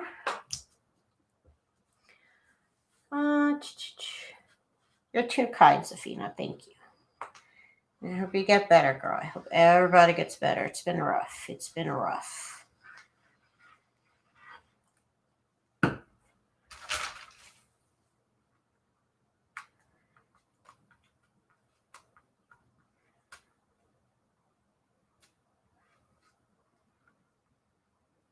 making sure my edges here have glue.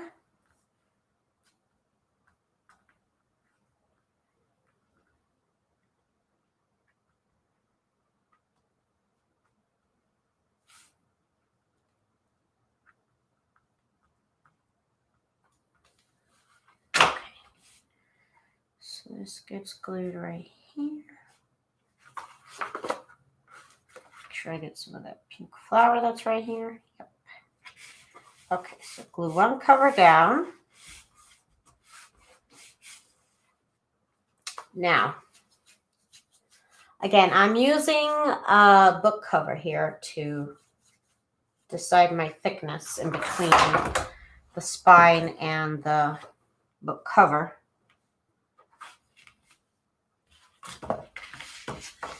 Let's get this. Let's add some glue on here.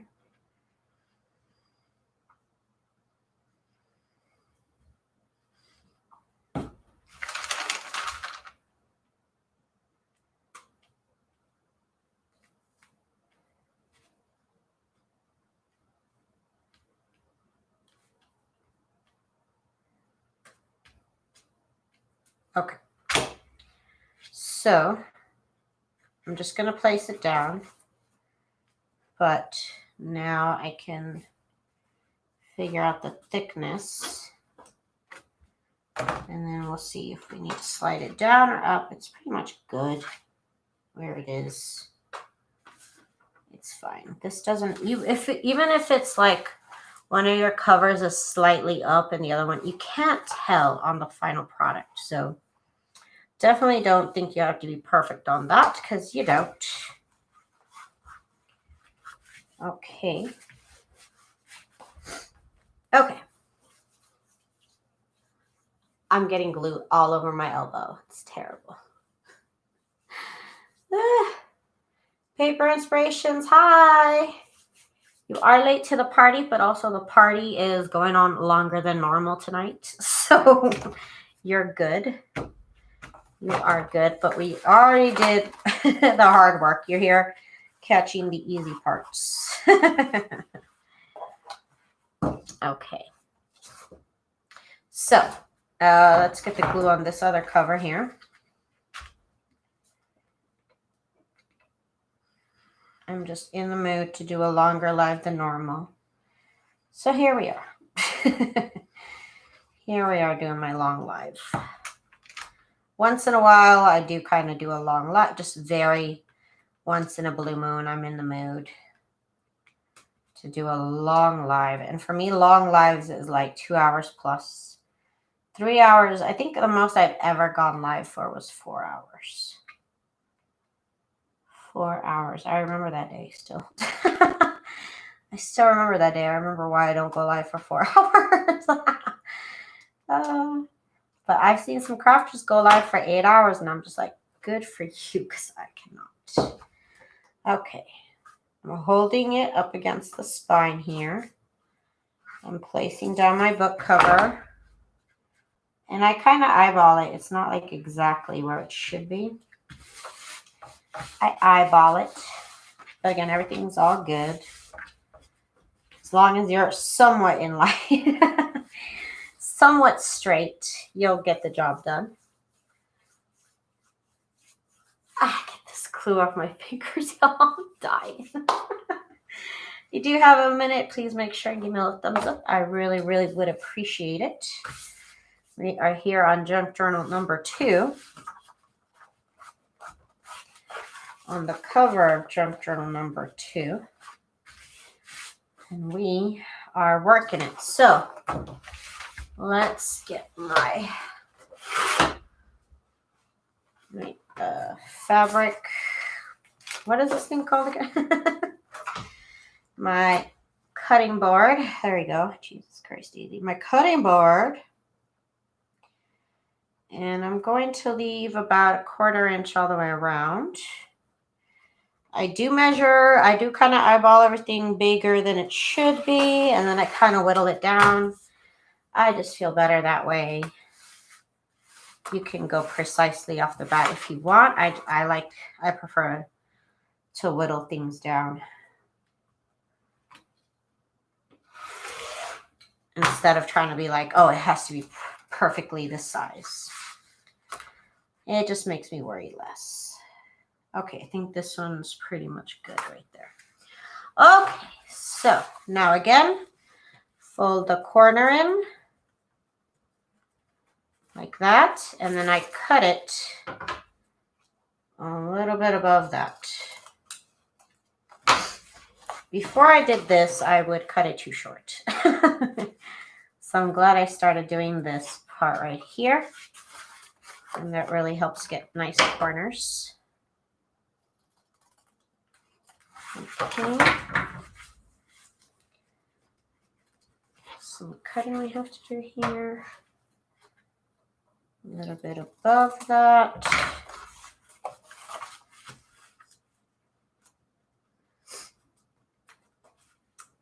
I have a second skin of glue. I hate it. It's the worst. It is just the worst thing in my life. If I had a sink next to me right here, I'd probably be washing my hand every 2 seconds. Okay. Anyway, sorry. Sorry to be a big baby about it. Okay, so next I need to cut the little slits here where the book is going to fold.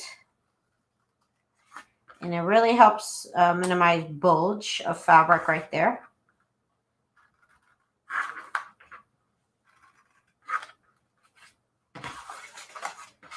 And then over here on this side, and then we can glue down.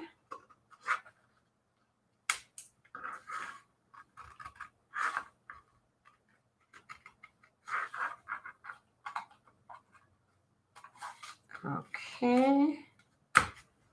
Okay. So now let's start gluing. I need to glue this long side first. Hope everybody is doing well tonight. Thank y'all so much for joining me on this late night live. Late night live. It's midnight where I am. If you're still awake, hello. Hello to you. Let's get the glue here. Again, you don't want to use too much glue, but you don't want to use too little glue. It's a nice balance you got to find here. Okay, now I'm going to go ahead and kind of flap it around because I want my glue to dry a little bit. I want it to be tacky, not wet, which this glue is pretty good about, but still you can get it a little bit tackier. And let's fold this over. Fold, fold, fold. And if it's tacky, it just like sticks a lot quicker than it would if it was still wet. So I enjoy that.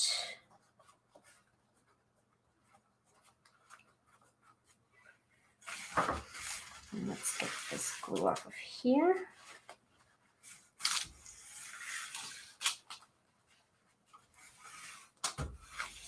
Just Just don't want to get glue on the back of my projects here. Okay. Okay. Let's do this side now. Oh, this is going to be so pretty. This journal cover is gorgeous. It's beautiful. I'm trying to figure out which direction it's going to go. Normally the leaves point up, but I don't know about this. Okay, let's do this other side here. When did you do your first live video? Oh my God. 3 years ago now? 2 years? 3 years ago? 2 years ago? 2 years ago, I think I did my first live. I first started going live on Facebook. Before YouTube even had a live, I'd go live on Facebook. And then YouTube had a live, so then I started going live on YouTube. Sometime around Christmas, I think 2 years ago now, I want to say. And it was so much trouble in the beginning. So much trouble because when you first start to want to go live, you learn that it's not easy. It's not easy only because you learn that your internet connection is not as stable as you imagine it is. Okay, so let me get... So I had to get on my internet company's butt that I needed consistent internet. I can't have it be dropping because I go live and that just doesn't work when you go live. Of course, when you start going live, you don't know that your internet connection is not as stable as you imagine it is. And that's fun to find out in the middle of a live. Okay, yes, this fabric is fabulous. Just fabulous.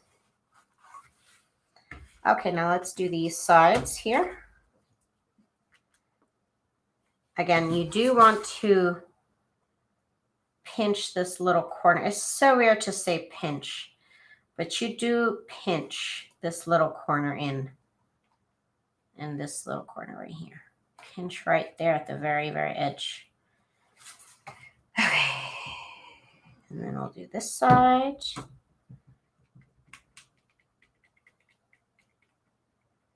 You want to get glue in there too. Let's flap this around. I've been thinking of trying some lives, but I'm not sure I am game enough. You never know until you try. You can always try it. See how it goes. See if you like it. You never know. It's fun, and I think everybody knows because it's live. Problems happen, issues happen. I think we're all pretty much used to that by now. So people are pretty nice about if I mess up on live.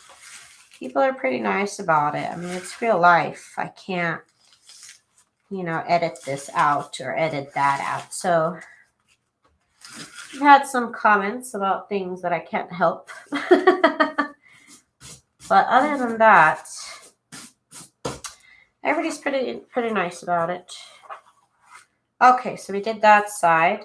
Now, when you pinch, like I told you, you just get this really, really nice corner that just lays nicely.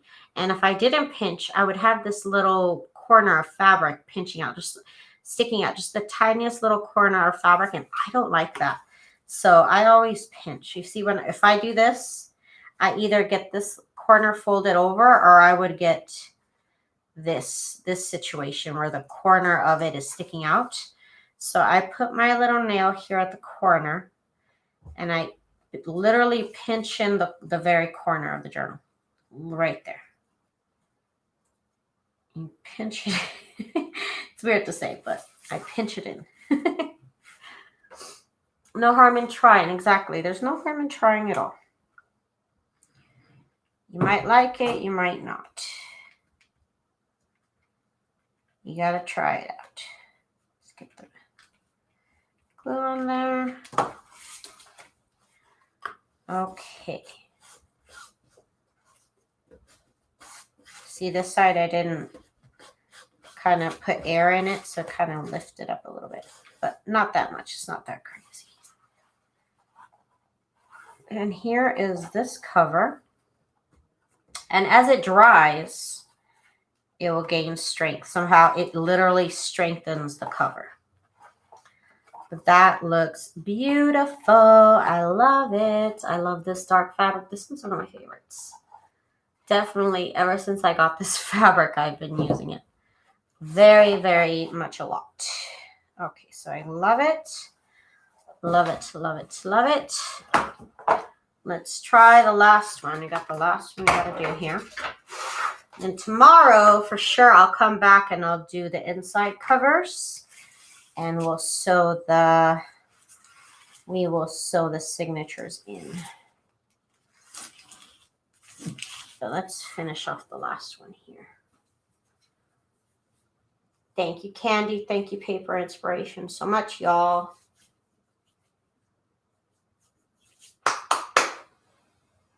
Okay, so here we go in my 1970s Hawaiian dream here. Hawaiian fantasy right here. Okay, so let's get going on the cover. Okay, I need my cover pieces.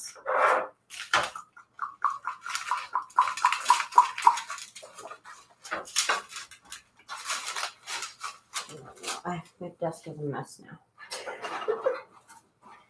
Give me 1 second. I gotta put some stuff away because I can't find nothing right now. Okay, here's the other cover piece. Now we're just missing the spine. Here it is. Okay, here we go. Okay. So, now we have this fabric piece here and our pieces. So let's start by doing one. I do like to leave at least an inch here off to the side. We'll cut it down a little bit more in a minute, but for now you want an inch. And we're gonna put a nice amount of glue here. I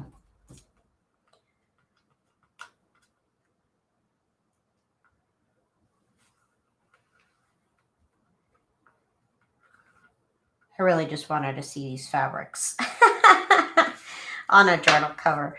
When will I finish this journal? I don't know, but I just just really felt like making covers today. Do I need to start more junk journals? Certainly not. I have a lot of junk journals in different stages. But you know what? Might as well do it while I feel like it. Okay. So try to do your best to kind of align this cover here about an inch away from the edge. That looks good all the way around to me. Seems pretty safe. Now we're going to glue this down here. So before I actually took the time to sand down the chipboard, you know what? That was a waste of time because you don't even have to. Look at this. It glues down just fine. Do the insides and get the gluing over. Will you give it a chance to dry by tomorrow? I'm going to let the covers dry. The inside cover, I sew the signatures into, so I'm not going to glue anything of that yet. Those need to be actually cut down to size, and then I can sew around the edge, and then I sew my signatures in, and then we glue it into the cover after we sew our signatures in. Okay, so now got the chipboard spine here. Okay, I'm gonna get our glue on here.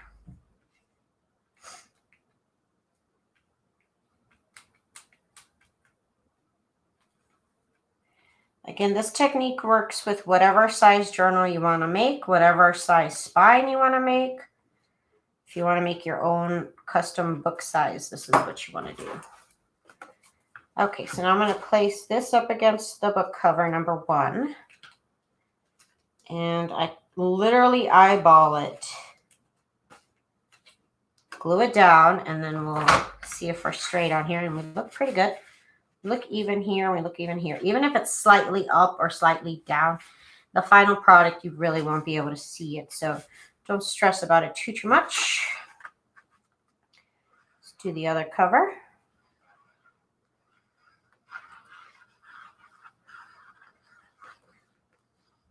Okay. You're guilty of that yourself too. Yeah, it's fine. Whatever. It's not a race, y'all. And I really don't feel bad if I don't get projects done right away. I work on it whenever I feel like it. Sometimes I feel like decorating. Sometimes I feel like making a cover. You know what? It's all good. So sorry if you come to my channel and you see me working on something and I don't get back to it for another month. That is just how it is. You good, baby?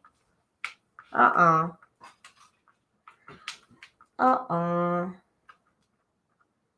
Get the edge here. Okay. So now right here, let's get this book edge here. Literally, it's a book cover that I like the thickness of. And I'm using this as a spacer, basically. Okay. And you need it to be up slightly. I'm going to keep that space, though. Okay, there we go. There we go.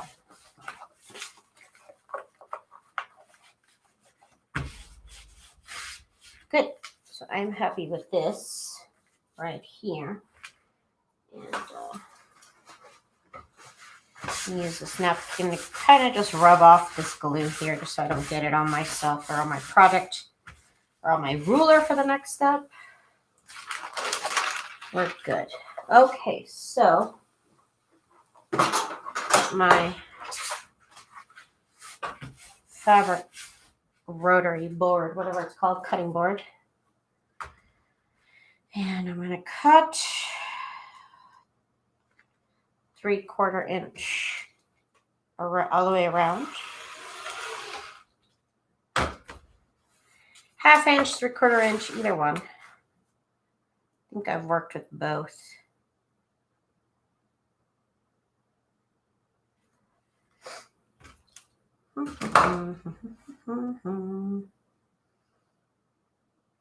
Hang on, what did I do over here? I think I did. Okay, I did do it on the 3rd line then. Okay.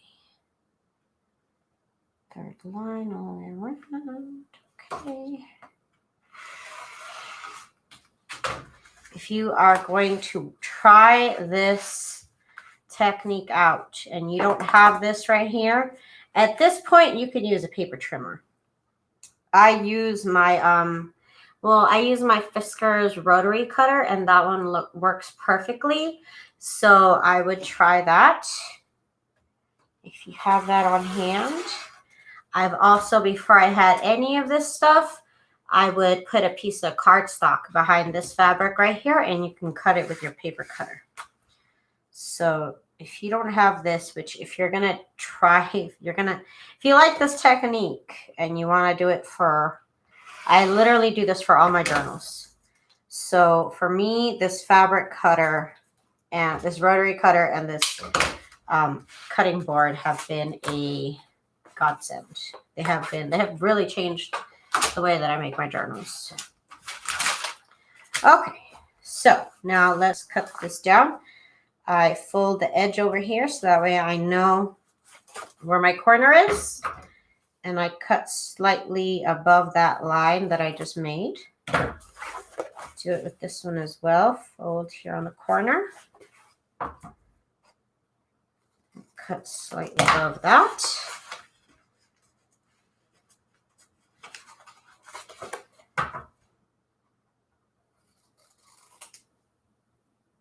Sorry, my nose is itchy. It's my nose, not even the inside of my nose. It's the top of my nose. You found a balance. I'm going to try. You should. That sounds good. Okay, so let's see here. This will be right over here, right above that. Okay, next thing we need to cut are little triangles right here where the new gutter is in your book. So right here, a little triangle. Don't reach up to it. You do want to have a little space here. So right before the fabric meets those corners right there. I want to cut all the way.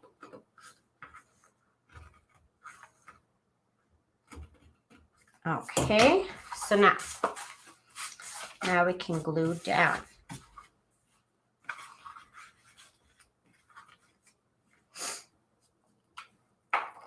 Simply Sassy Creations. Hi.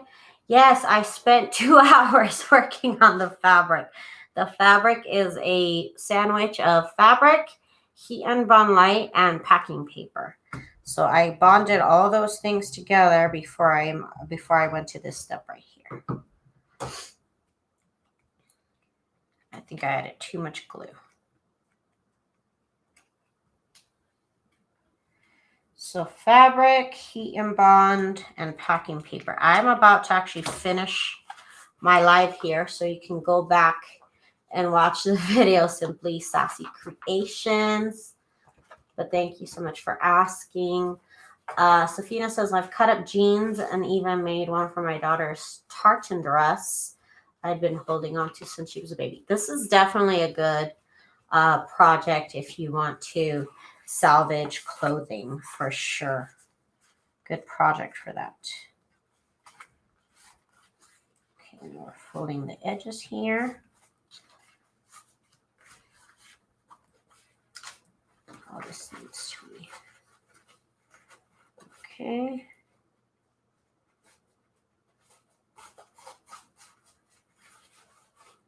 Okay.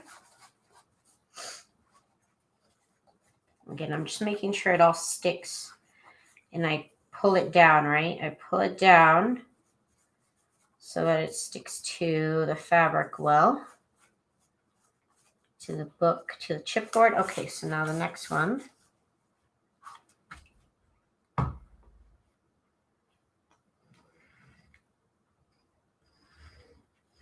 Again, this one's tricky when it comes to how much is too much glue. You just gotta learn how much is too much glue here. Okay, so I go around and I wave it a little bit. So that way it turns tacky and it's not wet. Okay. Whew, I'm getting a cramp in my hand, y'all. I literally just got a cramp in my hand. Which is a good indication that I should stop right about now. I can't mass produce journals the way I would like to.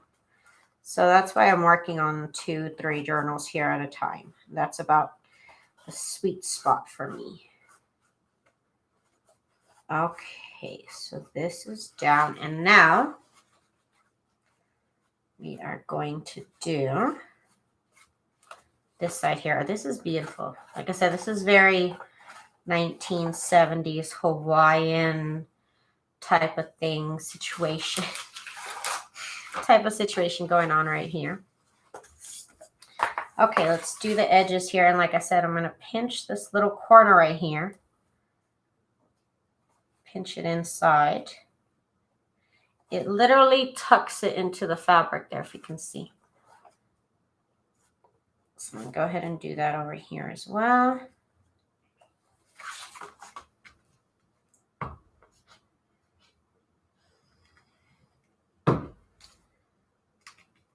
Basically here what we have done is we have turned our fabric into paper.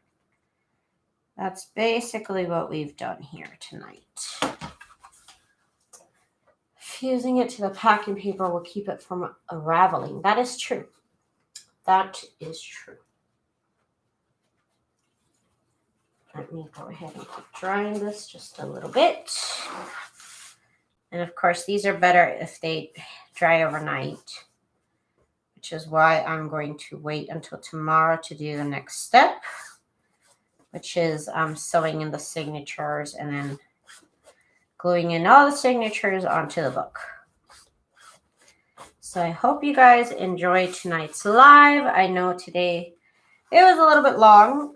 It's definitely longer than my usual lives, but I was just in the mood to get something done tonight, at least partially done.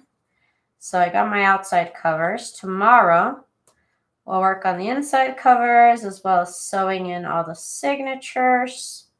So I do hope you come back and join me tomorrow. I will probably, I'll go live at night doing it. So we'll see how many of them we get done. It shouldn't be too hard. It's just 3 single signatures. So actually shouldn't be too hard. Of course, I'll have them all cut up and everything beforehand to make it a little bit easier on the process. And my cat has started with his little game he likes to play. Let me get this here. I didn't have HeatnBond at the time, so I used a little Friday check. Yeah, that's cool. That is cool. So again, I do want to thank y'all so much for joining me tonight. Extra long live. I hope y'all didn't mind. Hope y'all learned something to help you out here. Hope you try this out. If you have some of the materials already, awesome.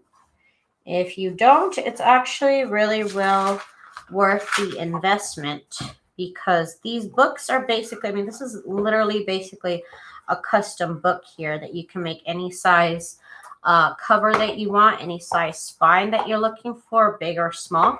Again, normally I like to use the sides of the cereal boxes as my spine space, but in this case I wanted to make single signature junk journals, so I needed a smaller spine and I wanted to have it consistent across a couple of junk journals. So this is the technique that I used for that. Thank you guys so much for joining me on tonight's live, and I will see y'all tomorrow. If you have not yet, give me a little thumbs up. I really appreciate it, and it really helps me out. And if you have not yet, please subscribe and leave me a little comment down below if you feel like it. I hope you guys have a good day, and if you need junk journal printables, please do check out my shop at TsunamiRose.net. Have a good night, you guys. Bye.